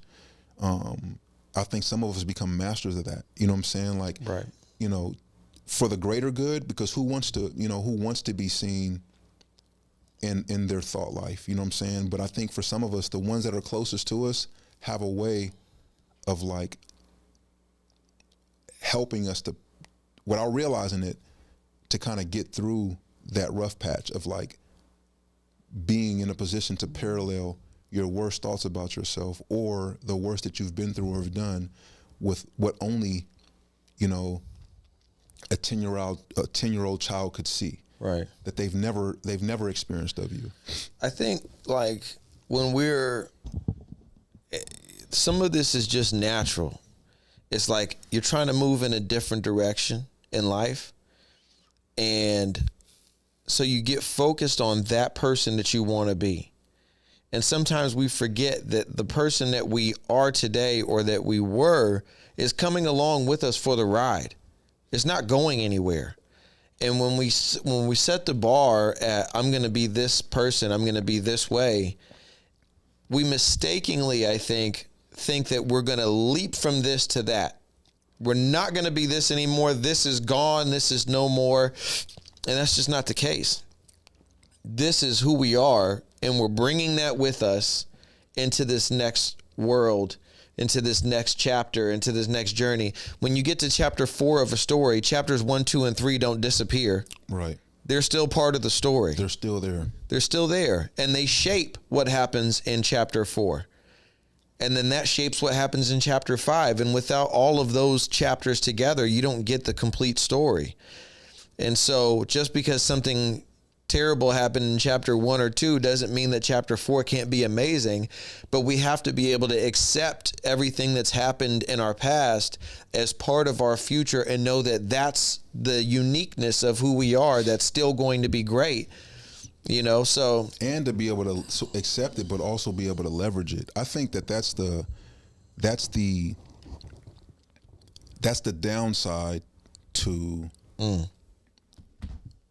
trying to forget, you know what I'm saying, or not being willing to revisit, no matter how painful. With all due respect to the people who have experienced an extreme amount of violent trauma and they never want to revisit it, right. I understand why you wouldn't.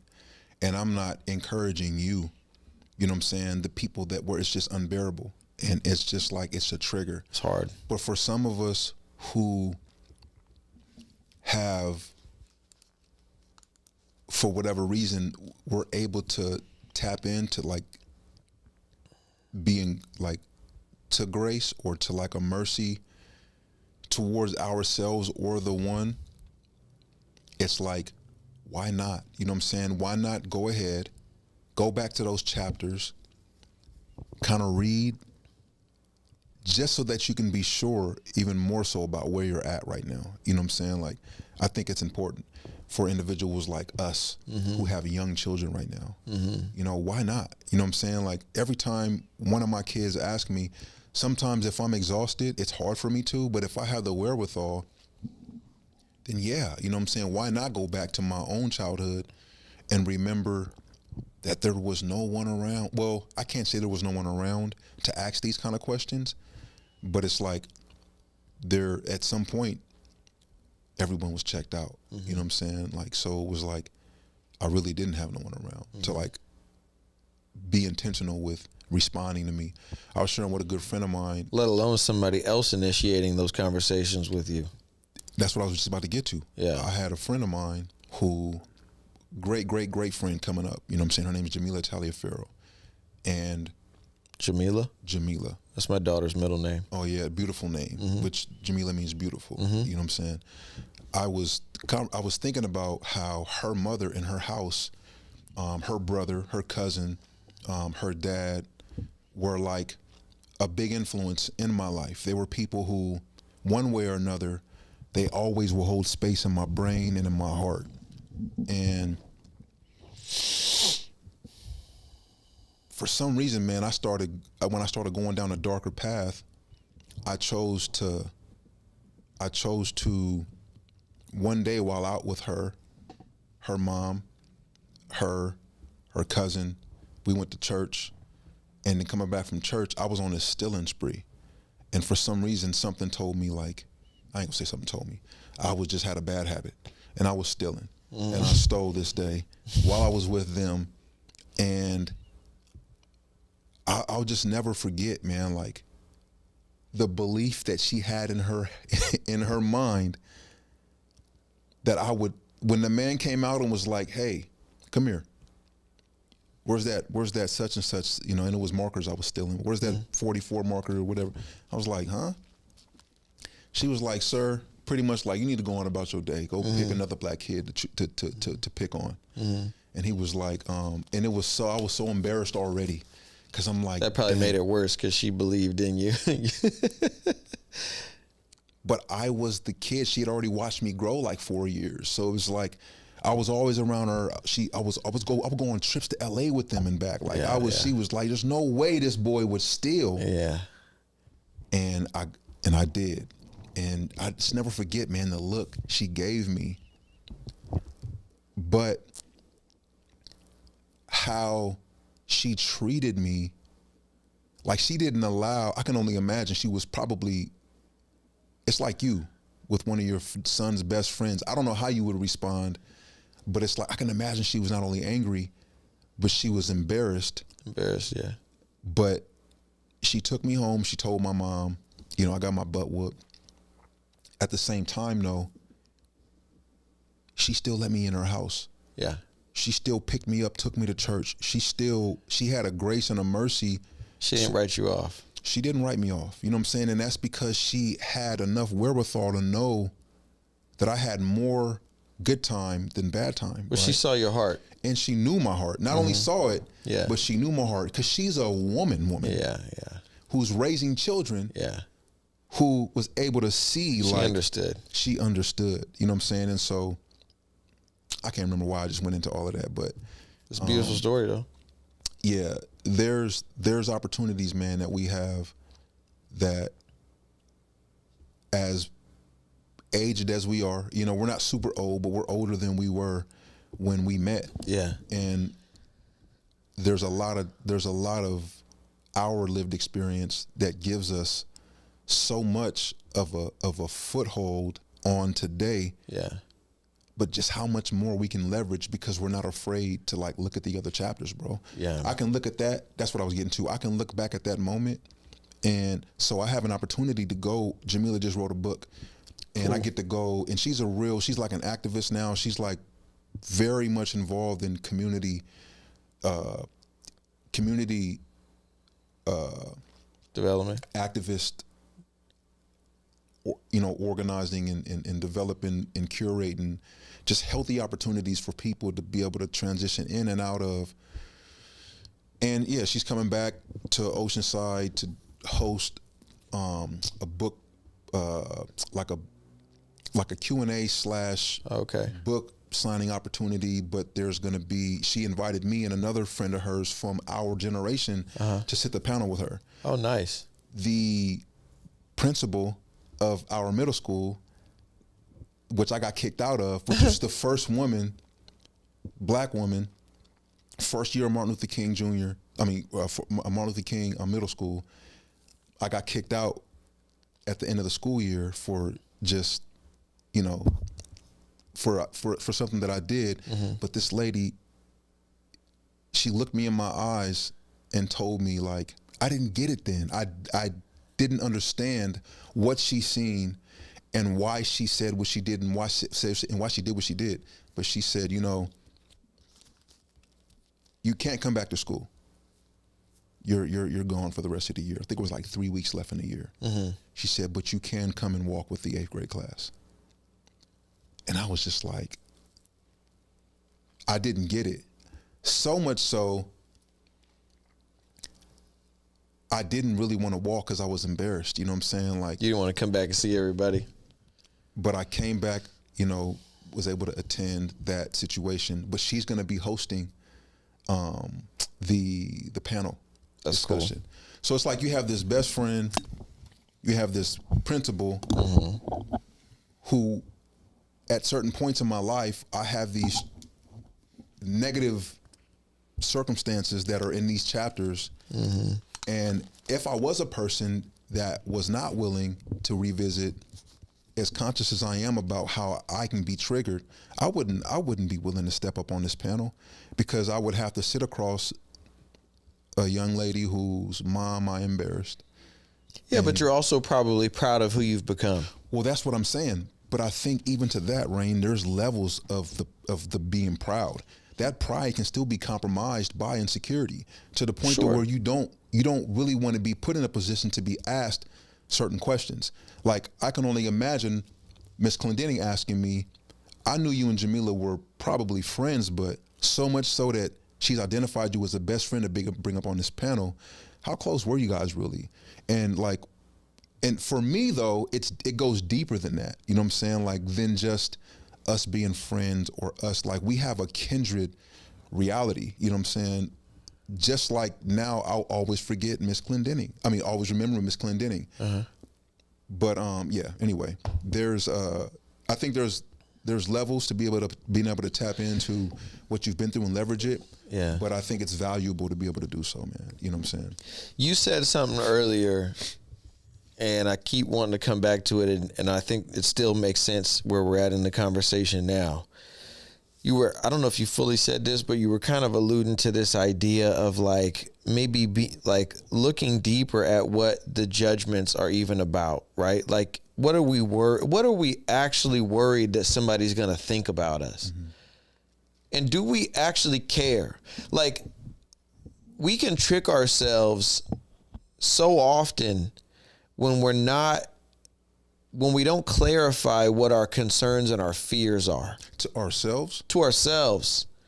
Like, fear naturally feels That's like... That's a great point.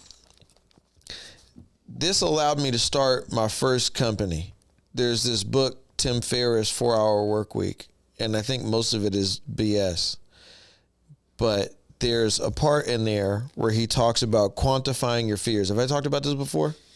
Yes, because I think this is the book where you were talking about, you remember there was a point in my life in business where I was going through something. I was working for a company while trying to build my company. And you were like, this is irrelevant. You're shackled. You got the golden handcuffs on you. Yeah. Go ahead. I'm glad you remember that. It's exactly when I would have brought it up. And so I'm using this as an example, just an example. He talks about quantifying your fears. Like, in our animal brain, the only fears we have are death. Right? Like, if we have a fear in nature, it is the fear of death. It is either attack, no shelter, no food, poison, disease. Those are the only things we could be afraid of. Other than that, we're just walking around living our lives, eating a meal and chilling out. So the only fears we would have are death. And we forget that we're still, as sophisticated as we are, we're still animals. And so if we have a fear today, our mind naturally goes to a feeling almost like it's the fear of death. Major concern. But in the world that we've manufactured and created around ourselves, most of the fears that we have are nowhere near the fear of death. But if we're not intentional, if we don't clarify what those fears are, then we can trick ourselves into thinking it's a bigger deal than it really is, like it's death. And fear of judgment, I think, is the same way. So when I started, I was getting ready to say, so when I started my first company, just to finish that piece of the story, I remember I was really afraid to leave my job. And then I was like, I had this realization. I was literally listening to the audiobook, and I was pulling up to the light to go to my house. And I started cycling through this as he was talking about it, thinking about my own situation. Okay, am I going to leave my job and start this company? Well, if I do, what's the worst thing that could happen? I didn't own a home. I was renting this place. I had nothing to lose. I was working for a guy who didn't appreciate me or respect me. I was making just enough money to get by. I didn't have a savings or anything. And I was like, the worst thing that could happen is I have to go live in my wife's parents' house for a couple months, get a job because this didn't work out, and then I can go rent another place. That's nothing to be afraid of. What do I have to gain? I can leave this job. I can make my own way. I can work for myself, which I've always wanted to do. I can maybe actually make a lot of money. I can, all these things were in the positive, and there was very little that was in the negative. And what was in the negative, I can deal with. It wasn't that bad. The worst case scenario was I'm living in my my in-laws' house for a couple months. That's the worst thing that can happen. That's what I'm afraid of. And it was crazy because in that moment, having that fear of death kind of feeling, and then realizing that is the thing I'm afraid of, is that I have to live with my in-laws for 2 months. That's not that scary. I had zero hesitation. By the time I turned left at that light, I was like, I'm going. I got nothing to be afraid of. I'm going.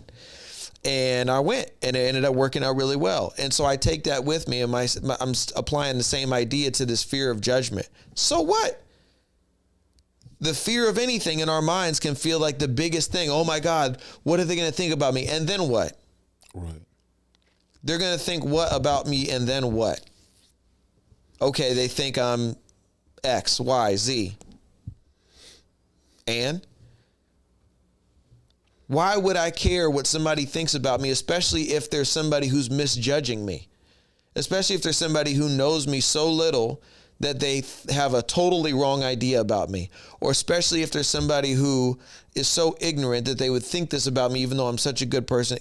Like, why would I care what they think about me if that's what they think about me? Now, I can say, okay, if I'm trying to land new clients in a business and I'm like, okay, I'm worried that they're going to think this about me. Okay, maybe one person will. Call 1,000 people then. Who cares what the one person thought about you? If you call 1,000 people, who cares what 500 of those 1,000 people thought about you if they misjudged you? Who cares? Right. The other 500 people will see you the right way. And of those 500, maybe 100 will have a conversation with you. Maybe 50 of them will take you seriously, and maybe 10 of them will sign up, and that's all you need for your business. So combat whatever is going wrong with volume, effort, what you can control, more work, right. Work harder. That's why 15 calls instead of 3. Because some of those people are going to judge me wrong. Some of those people are not going to answer the phone. And I am trying to go out and build something. I have a vision. And that vision isn't that I signed up one client. It's that I signed up 100, 500. I'm not there yet. You know what I mean? And I don't have the luxury of moving slow, especially because I'm 43, about to be 44 years old. And I do have, it's funny, this is the last thing, and I hope this doesn't become a long tangent because it's already 8 o'clock, 8:30. But men, people don't talk about this. I've never heard anybody talk about this. We always talk about women's biological clock. Everybody knows that women have a biological clock. You know, we see it in the sense of reproducing. In the sense of reproducing, women have a biological clock that if they reach a certain age, not all of them, but I've seen it happen a lot. It's a natural thing that if they get to their late 30s and they still haven't had a kid and they have the desire to do so, an anxiousness takes foot. Quietly in the mid 30s, late 30s starts to get louder. And by the time they get close to 40, when 40's knocking, and if they still haven't had that kid, it almost becomes this desperate, I got to have a kid with somebody, anybody, anywhere. I need to get in a relationship. And then it becomes this counterintuitive death spiral because now you're so desperate to find a mate and have a kid that you're putting too much pressure on the relationships that you do initiate, and then they fall apart, or you're rushing into things instead of taking your time because you're so frantically trying to make something happen. And you can't get something done the right way naturally when you are approaching it with so much urgency like that. And that's a lesson that can be applied in lots of different areas, men and women, in all sorts of facets. When you start to put too much pressure on something, you actually break it. And men have a biological clock too, interestingly enough, around the same time frame, along the same timeline, but it's different. We want to accomplish certain things. Do I have my piece of land? Do I have my house? Have I established myself? Have I created in this world the things that I said I was going to create? Have I built? What have I accomplished? What have I amassed? What have I acquired? And am I taking care of my family? There's a family aspect to it too, obviously. But I feel like men have this thing, especially in today's society. Have I purchased a house? How big is that house? Do I, like, what have I accomplished? I think with women, maybe naturally, and I hope people don't take this the wrong way, but this is just my perception based on my lived experience. I feel like women have this idea that, like, I have to be mothering and nurturing, and have I had a kid, and how many kids have I had, and am I being fulfilled in that place in my life? And with men, I feel like it's more so about business and career, and have I purchased a home? Do I have land? Have I created this space? Do I have savings? Do I have retirement? Do I have all these things? Now, there's some overlap where men are thinking about kids too, and women are thinking about finances too. So it's not just like, completely in these two different buckets, but I think generally they kind of fall in those places. I think if you were to do a survey, you would find a larger percentage of women thinking about children in that stage of life, late 30s. And if they haven't had it yet, having more anxiety around that. And then men probably more so around purchasing the home or having the land or having the business or the career and those things. I think that's where those two things naturally fall. Maybe naturally, maybe societally, I don't know, but I think that's also part of what is driving me. And I was talking to my dad about this the other day. I do not yet feel like I have fulfilled my potential. Even, I'm not saying I haven't done anything or accomplished anything. I get it. I've done some stuff that some people will never do in their lives. That's great. But I'm not comparing myself to other people. I'm thinking about myself and my own potential and what I see possible for me. And I'm not getting to a frantic place where I feel like I'm breaking things because I'm like, oh, I got to hurry up and do it. But I'm also not like, this is time to rest. Because as I'm getting older, while I'm also getting wiser, and so things that I'm trying to do can happen faster now than they did before because I bring with me experience and precedent. I understand when I see this, oh, it's that. I don't have to figure everything out for the first time this time around. I've done a lot of this already before. In fact, this new business that I'm building reminds me a lot of past business that I've built that went well. So I feel like I'm very well prepared to take this and run with it quickly. That being said, I'm not getting more energy as the days go on. I'm not getting more energetic as I get older, right? So I do have to balance like the goals that I have and the timeline that I have with how much time I have and how much energy I have to accomplish these things. Today, maybe I can make 50, 80 calls and do this and do that and go here and go there. In 10 years, will I still have it in me to do that? Maybe not. You know, in 10 years, if I want to launch new businesses, maybe I need to make sure that I'm in a financial position to have the resources to hire everybody to do the legwork and really just focus on ideation and steering and vision, you know, and not as much action, you know, because maybe I won't have it in me to do as much action then as I do now. So I'm trying to capitalize on the moment. So it's not a franticness, a fear, but there is a healthy urgency that I have right now that like, let me seize the moment. Let me do what I can do while I can do it. And, you know, I think because I started I don't call any of it wasted time. You can relate to this, I'm sure. Because I spent a big chunk of my earlier years not focused in this direction, even though I'm 43, I'm probably, 33 in terms of how long I've been moving in the right direction and how much time I've had to work towards the goals that I'm working towards now. Because I spent a chunk of my life moving in the wrong direction, which I learned a lot from that, and it empowers me, and I think it makes me more powerful and maybe even quicker so that I can catch up on some lost time because I'm smarter and more well-rounded and I understand what I understand about life and people. So that's all good. I brought with me some tools that I wouldn't have had otherwise. However, I still spent a lot of time going down a path that ended up being maybe a dead-end road that I had to turn around and go, oh, no, I thought this was it. This is not it. I got to go in the actual opposite direction, And so there was some time where I was backtracking. That's transition in life, where I was just backtracking. Okay, I got to go the other way. And now I'm moving in the right direction. So, I sometimes think, I don't know if you ever think about this, but I sometimes do think like, man, I wonder where I would be right now had I not taken that detour. Had I just but there's so many what ifs. Then would I be this? How would I be? How would I think? What would I be thinking? Who would I be as a person? So I'm not saying I wish that, but sometimes I just wonder man, let's assume I was moving in the direction that I'm moving now, but I just got started 10, 15 years earlier. Where would I be today? But that's not where I'm at. I'm 43 and I'm proud of who I am, and I'm excited about what I'm working on. And I really believe, I was just talking to my dad last night.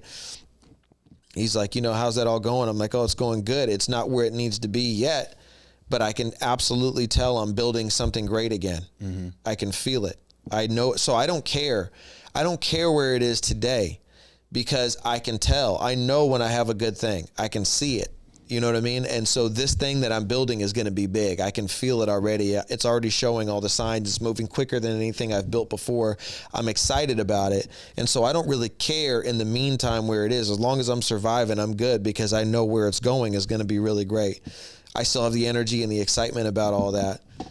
But I do have some urgency. I am conscious of the timeline. I'm definitely, it's in my peripheral vision, is like the calendar. Okay, I do know that I'm about to turn 44. But is it safe to say that you do care, though? What do you mean? Like, when you say you don't care, and maybe this is just me reaching, I don't know, but About where I'm at right now? when you say that, like, what do you mean exactly? When you say I don't really care, I can assume that you mean like you're not really tripping off of like just like. It's not important is what I mean. But why? Because it's temporary. But why? So why wouldn't the temporary moments be important too? No. I'm not saying it's not important. I'm saying I'm not down. I'm not down on myself down by about. the downs. I'm not down on myself about the fact that the business isn't generating millions of dollars right now. Yeah. Because it's like if I was to plant a tree and then it's like sprouted this big, and I'm like, man, of course. You just planted one of the biggest, greatest trees in the world. You know what I mean? Like, if I know this is a huge olive tree or something and it's like, it's this big, I'm excited because the thing is sprouted and it's growing. I know where this is going. I see this. That's what I was trying to get out of you. Because I think even the moment that you just had is such, you shared that's so much value for whoever was listening today and was able to get that. How you get to a point, this is the very beginning. You know you're building something big. You know the potential of how big it can be. But the difference, I mean, like the difference it makes to quit when you could make a call internationally because the time difference, and you're like, you know what, I got 30 calls I can make in California. Let me just focus on those. Because it's already too late there. But these are like the moments in the building out, which you know is going to be great. It's already great because you already see it. But it's like the value in appreciating the incremental, you know, progressions to get to the great part. I think I was just trying to make sure that you, when you were saying like, you don't really care or it's not really important. I'm saying I'm not judging this tree by where it is today. I can see what it is. And every time I have a situation like that where somebody's like, oh yeah, every time somebody new signs up, every time whatever, it's like I see another little leaf on that thing. And I'm like, oh, it's growing. So that's why I'm like, man, I don't care where it is today. That's what I mean by I don't care. Like, I don't care. I'm not judging it by where it is today. I'm excited because I see this thing that's going to be a big, beautiful tree one day, and it's growing. And I'm like, that's great. That's all I care about. I'm going to just put all my time in nurturing in this thing because at some point it's going to provide shade for me and fruit and everything. So let me just keep nurturing what I got here. So I'm excited I got one because prior to this, I planted 9 other seeds that never sprouted. You know what I'm saying? That's what I'm saying is I planted 9 other seeds that never came out of the ground. And this thing is growing quicker than any other tree I planted before. So I'm like, oh, let's go. You know what I mean? I'm excited about this tree like as if it's already big. I'm like, let's go. I see where you're going. Yeah. So I'm excited about it, you know? You should be, bro. Yeah. But I'm glad you keep coming back to that story I shared about yesterday because it's really important, man. It's like, you know, yeah, I went from making 3 calls to making 15, but the more important pivot was I went from making no calls to making 1. I literally had the thought, this was my whole conversation in my mind. Man, it's already whatever time. I'll just make calls tomorrow. And then I caught myself and I'm like, why? You got all these Californian things right there. You told Timothy you can at least make 1 call. Live what you say. I literally said all this to myself. Live what you say. You said he could do it. Why can't you do it? I can do it. I will do it. I will do it. I picked up the phone and I made a call. It was a voicemail. Now, my bones are, now I'm stretching a little bit. Going. You know what I mean? My blood stuff. Okay, I made the first call. That was the hardest one. Yeah. Once I made that first one, I'm like, all right, I'm in here. And, well, I'm going to try to talk to somebody that I didn't do all work myself up to leave a voicemail. Yeah. Let me do another one. Voicemail. And you left a voicemail. Yeah. That got your wheels Now I'm turning. talking. Now I'm pitching again. I'm like, hey, this is right. Okay. Yeah. Second call. Okay. Those warm me up. Now the third call, I'm on the phone. And boom. Oh yeah. She didn't even let me finish my sentence, bro. She was like, oh yes, yes, yes, yes. I was like, wow. I thought she was saying no. She cut me off. I thought I literally said, oh, you don't have that issue? And she's like, no, we do. We do. She was so adamant about it that I thought she was trying to stop me to say no. Yeah, wow. I thought she was trying to get me off the phone, but she was like, yes, I need that. Awesome. I was like, what? Okay. And in that moment, I'm thinking to myself, this is how this is supposed to happen. Mm-hmm. I made the call. And then I get off the phone and I send her the email I was supposed to send her. And then I go, let's go. You know what I mean? Like that was just proof, reinforcement of yes, man. Action, do it, go. Yeah. Go, you're supposed to go. Stop being lazy, stop making excuses, go. Okay. If it's 2:00 and I'm like, why can't I make calls? I got California I can call. I'm being lazy. I'm making excuses. Okay, I made 3. Well, it's still only 2:15 now. It's still only 2:30 or whatever. Like, it's still not close to 5:00, bro. I make calls until 4:55. I made calls until 4:55, and then I was like, towards the end, nobody was answering anymore. I was like, ain't nobody in the office. I'm wasting my time now. Those last 3 or 4 calls, it was just like voicemail, or reception. So, oh no, they're gone already. Okay, you know what? Let me wrap it up. Yeah. But I make calls, man. I make calls. I sent emails. I make calls, sent emails. I'm working on my pitch, on my email, my follow-up. You know, I got to work. So, but I was just like, look at that. I wasn't even going to make a call, and I made these calls and caught this woman. Maybe if I called tomorrow, she wouldn't have been in the office, or maybe she would have been in a different mood, or who knows? You know what I mean? But I got on it. Just get on it. Get on it. You just got to get on. You got to go, man. Everything, all these self-limiting beliefs, God, are self-limiting beliefs. That's what we're actually talking about. All of this. Mm-hmm. All of this we're talking about is stupid self-limiting beliefs. All of it. All of it is our own bullshit. Telling ourselves that people are going to think this, or we can't do this, or we're not good enough for this, or we all, it's all bullshit. All of it. We can, and all we have to do is do it. Stop hesitating. Stop overthinking it. You just got to go. Pick up the damn phone and suck on the first call. Be terrible on the second call. Be a little bit better on the third, the fourth. Just go. We so try not to be uncomfortable. We just want to be comfortable. That's why I'm worried about AI and robots and all that stuff, because it's going to create a world where we can just sit and be very comfortable. And that's not good for us, man. Yeah. That's how you atrophy. That's how you atrophy, is sitting there. What happens if somebody's sitting on a hospital bed for a month? They wither away. They atrophy. Sitting in bed, not moving, not having to do nothing. No blood flow. No blood flow. No effort. No resistance. No tension. No tension. My dad told me a long time ago, stuck with me. He said, a man is not a man without toil and struggle. And I know he knew that well for him to say that. And I understand now. And I know it well. And it's true. And if we want to be comfortable, we're not going to accomplish greatness. And the more we're willing to be uncomfortable, the more great we can be. And I've heard that said from so many super successful people who have accomplished everything. Yes. You see it. You see it, man. You see it. The greatest of champions, like, they go through the most rigorous of trainings. Every single one of them. You see the game changers, like the trendsetters. Like the whole going viral situation, you might catch.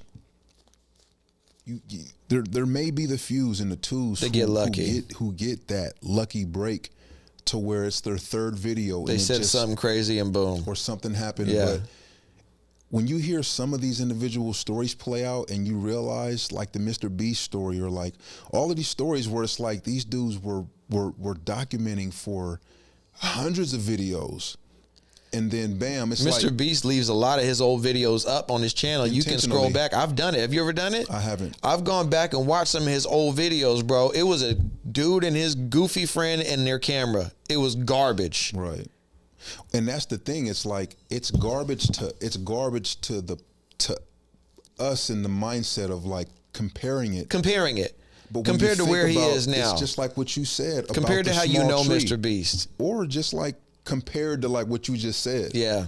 That's why he leaves it up, because he knows in that moment they had the camera, but they were like, I don't care. You know, in the sense of what that means. I don't care what this looks like now or how this feels like now. I'm building this. Yep. Eventually, this dude gives away millions of dollars now. Yep. It's like, and who knew if that's what he's seen when they first had the camera? But it just, I'm saying that to say in the sense of what you're saying, it's like, yeah, man, we're in the greatest position as people who have, you know, an opportunity to steward our creativity or our lives to just like, to one, value the time, and to two, like not be afraid to time travel and go back and look at where you come from. Because all of it helps you. Like if you can learn how to leverage that, it helps you to discipline your way into becoming the champion of your own life. You know what I'm saying? Like that's one of the things that Catherine Hoke helped us to understand as we were developing our ideations and wanting to exit prison as a business owner. Not as someone that's going to get out and start a business, but as a business owner, is you have, especially us, she was saying us, because she had been through some stuff too, us, who have to navigate what we were talking about earlier, our own self-limiting beliefs, but our own insecurities, our own judgments of ourselves, to become the CEO of our own lives. If you can become the chief executive officer of your own life, you're more likely to be successful at becoming a chief executive officer of a company. You know what I'm saying? And then once you can establish that, like the ability to operate within a disciplined and regimented way of building is going to be, if not second, first nature for you. Yeah. You know what I'm saying? To be disciplined, to be intentional, and to be accustomed to making that first call, to always choosing to do it, not to be lazy. I think that's important, man. I think that's the most, and I think going forward where we're going in technology, I think that's one of the most important ideas that we can be intentional about, is that we're going to choose action. And we're not going to fall for, like we've talked about addiction, like your mind wants you to choose this for some reason. We just want to choose the easy path, the path of least resistance. You know what I mean? Like that's just always there. Us, though? That never gets you. It's never good. You're never going to get the full benefit of what's possible with intention.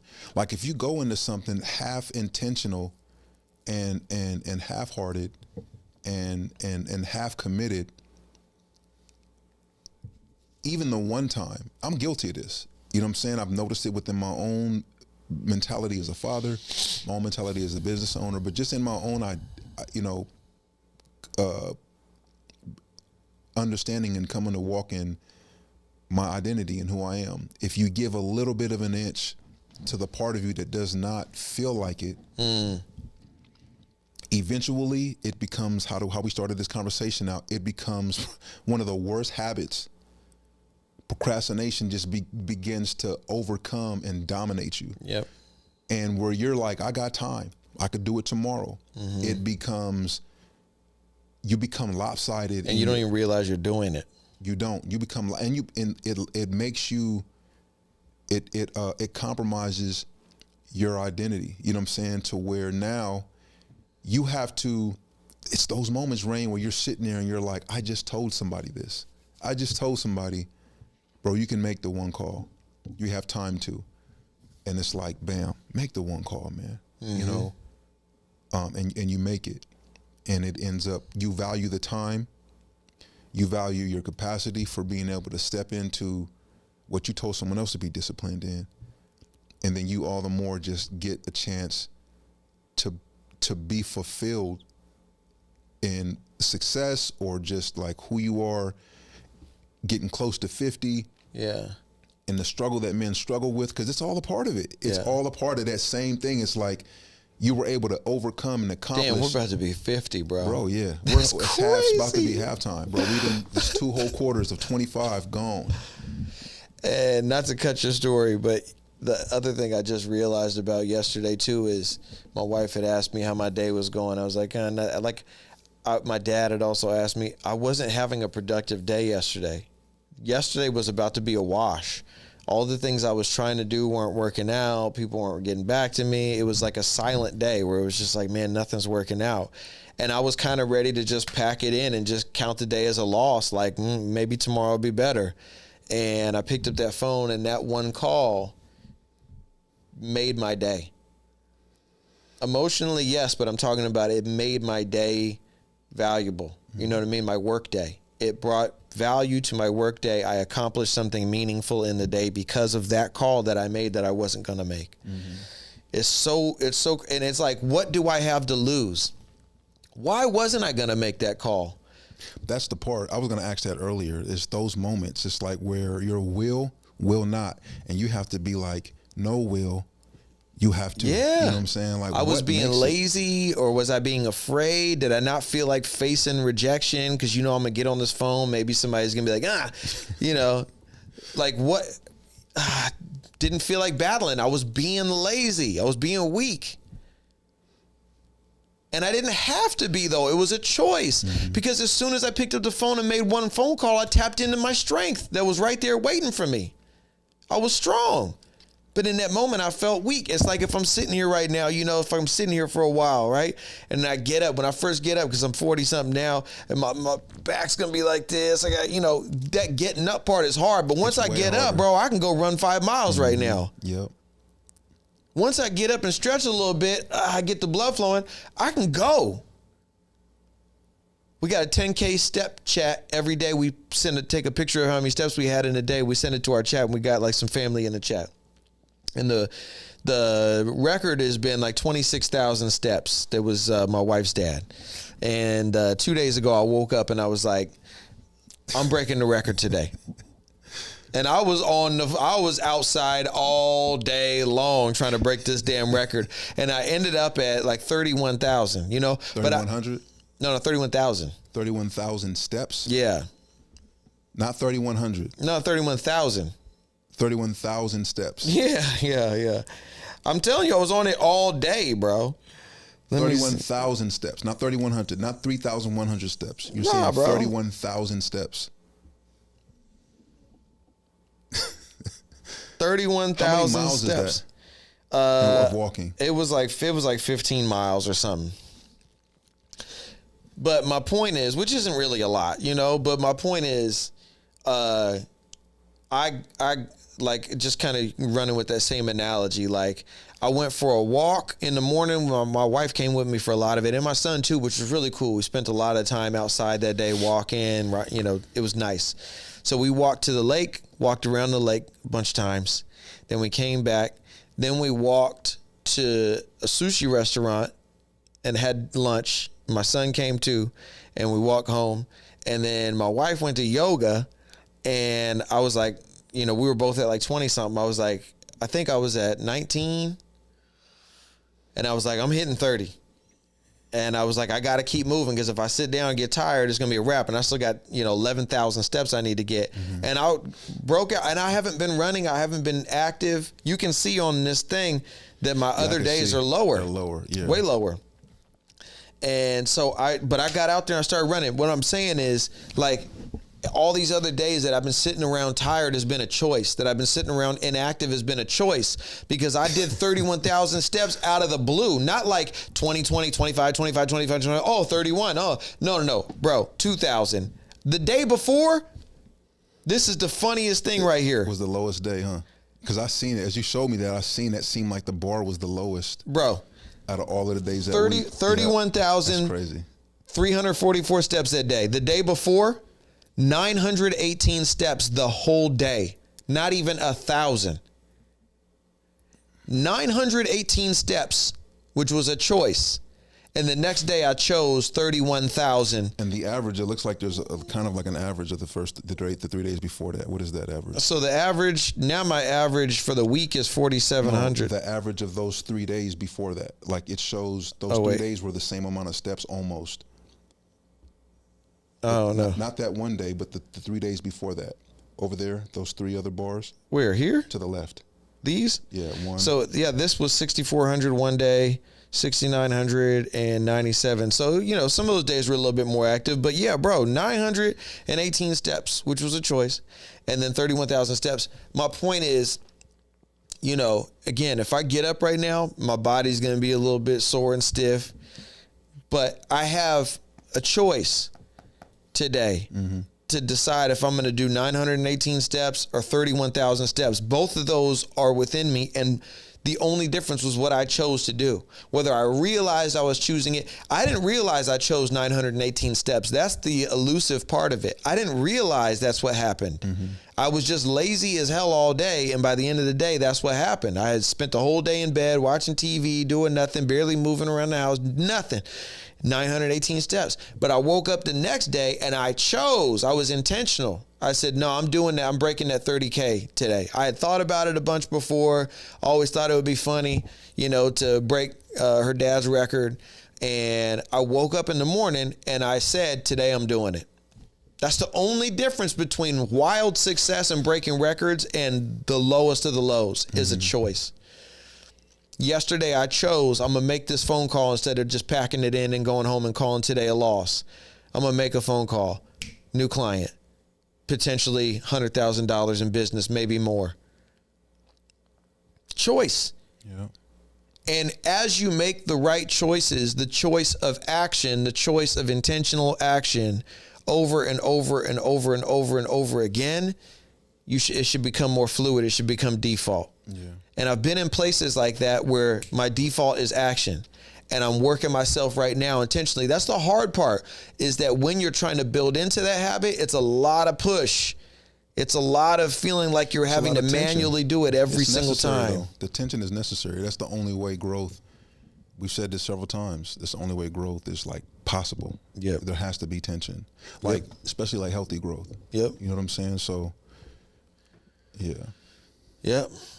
So that's the takeaway for today is do the manual heavy lifting. It will get easier. It's not always going to be that hard, but in the beginning, you're going to have to do it. But you got to realize if you get 918 steps today or 31,000 steps, if you make 0 calls or 15 calls, that's all a choice.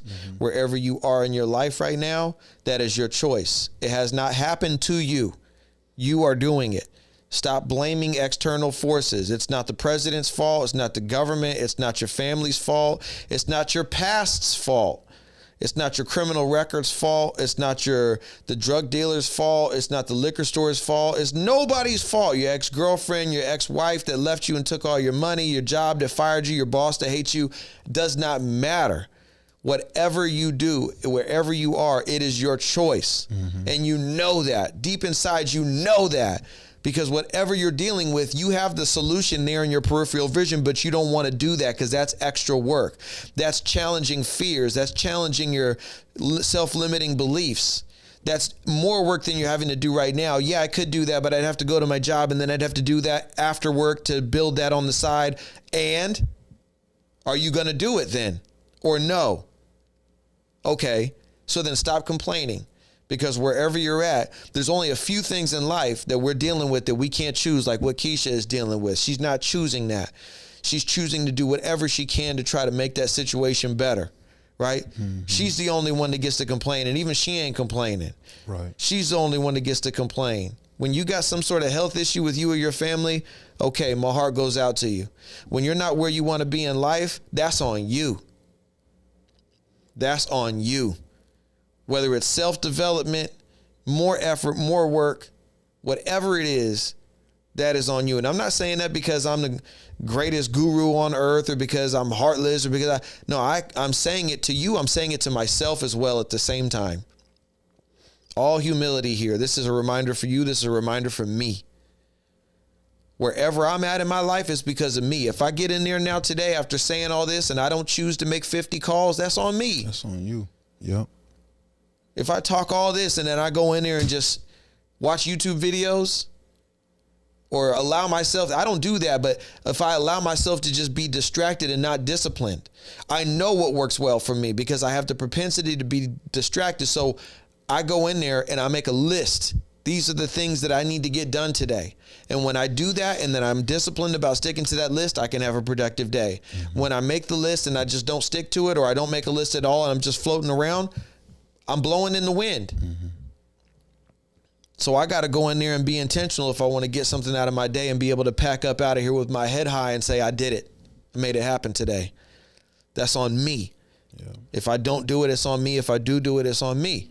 And if I can put one good day on top of another, see where I'm at in a year. I will have earned it. And I guarantee you, it's like the house always wins. Effort always wins. Putting in that work always wins. Even if it's 51-49, you're going to win most of the time if you put in that work. You're going to end up on top, just like the casino. That's a bet. You know what I mean? Yeah. If you want something, you put in that effort, you put in that work. The biggest thing is people are afraid of failure. People are afraid of failure, and just like I said before, you gotta quantify that fear. What is it that's going to happen if you fail? Somebody's going to think something funny about you, and then what? Who cares what they think about you? What's actually going to happen if you try and fail? Right. That's the thing, though, is like that part, like understanding that that's ultimately what you're doing. Like, we're trying to win, but at the same time, for a lot of us, to get to that win is like we're trying to fail, in the sense of like what you just said in the context. Like, I'm not literally going into it saying that I want to fail, and so I'm going to try to fail. But if you do fail, that's what your try led to. But that doesn't necessarily mean that it's over. No. You know what I'm saying? Trying to learn how to ride a bike, you probably fell down 10 times. And each time you were like, okay, I'm leaning too far to the left. Okay, I'm leaning too far to the right. And at some point you find that center and you go. Mm-hmm. But if you're not willing to fall, don't even try. You're never going to learn how to ride a bike. You're never going to learn how to ride a skateboard. You're never going to learn how to do anything if you are not willing to fall a few times along the way. That's part of the process for everybody. You look at the wealthiest investors, entrepreneurs, they maybe have a handful of wins, but they've got buckets of losses. And they encourage you to be willing to fail. It's the only way, man. I started 9 or 10 companies. I can't remember now. I think it was 10 companies before I started this one. All in the last year and a half. With websites, with products, with samples, with logos, with everything. 10. You got to be. Now, that's rapid failure. And some of that was me going into a frantic place that probably wasn't healthy. Some of that was me being so desperate and so urgent to try to figure something out that was going to happen right away, that I was being short-sighted. And so I had to stop myself at some point and take a breather and say, wait a second. I've been here before. I know what this is because I've done this before, where I have all these great ideas and for some reason they're not working out. And then in hindsight, I look back and go, all those were good ideas and could have worked if I would have kept going. So why am I not taking one of these and running with it? I have to take something and run with it and allow it to go through its falling and getting up and falling and getting up process. Why am I not doing that with any of these? And I realized that they were missing this one element that I needed it to work out in a short period of time because I was looking to replace income. So I can't start something that's going to work out in 2 years. I need to start something that's going to generate income right away because I needed it to live, to be honest. So I'm like, okay, I need to start making money. I need to start putting some money back in the bank. I've spent so long pursuing this other business that didn't work out. I drained my finances. Now I got to go after something that's going to generate money. So I'm trying to start a clothing brand and this and that. Those are all great. But the hardest businesses to build are those that depend on something being cool, because that's the hardest thing to capture.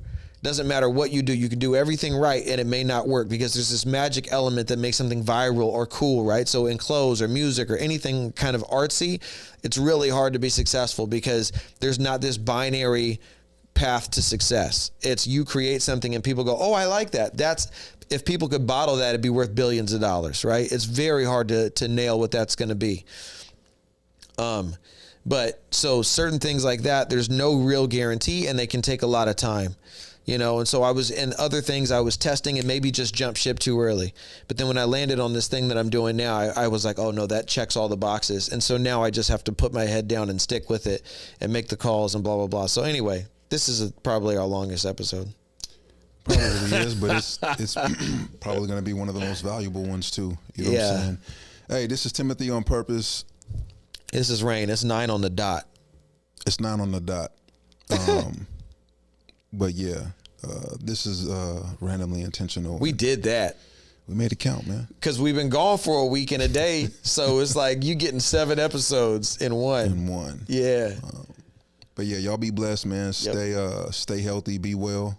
Until next time. And make one phone call. One phone Whatever call. that means to one you. One push up. You know what I'm saying? One lap. Go get 31,000 steps in. Yeah, not 918. It's a choice. Yeah. It's a choice. Yeah. Peace. Choose you. Peace. Yeah, man.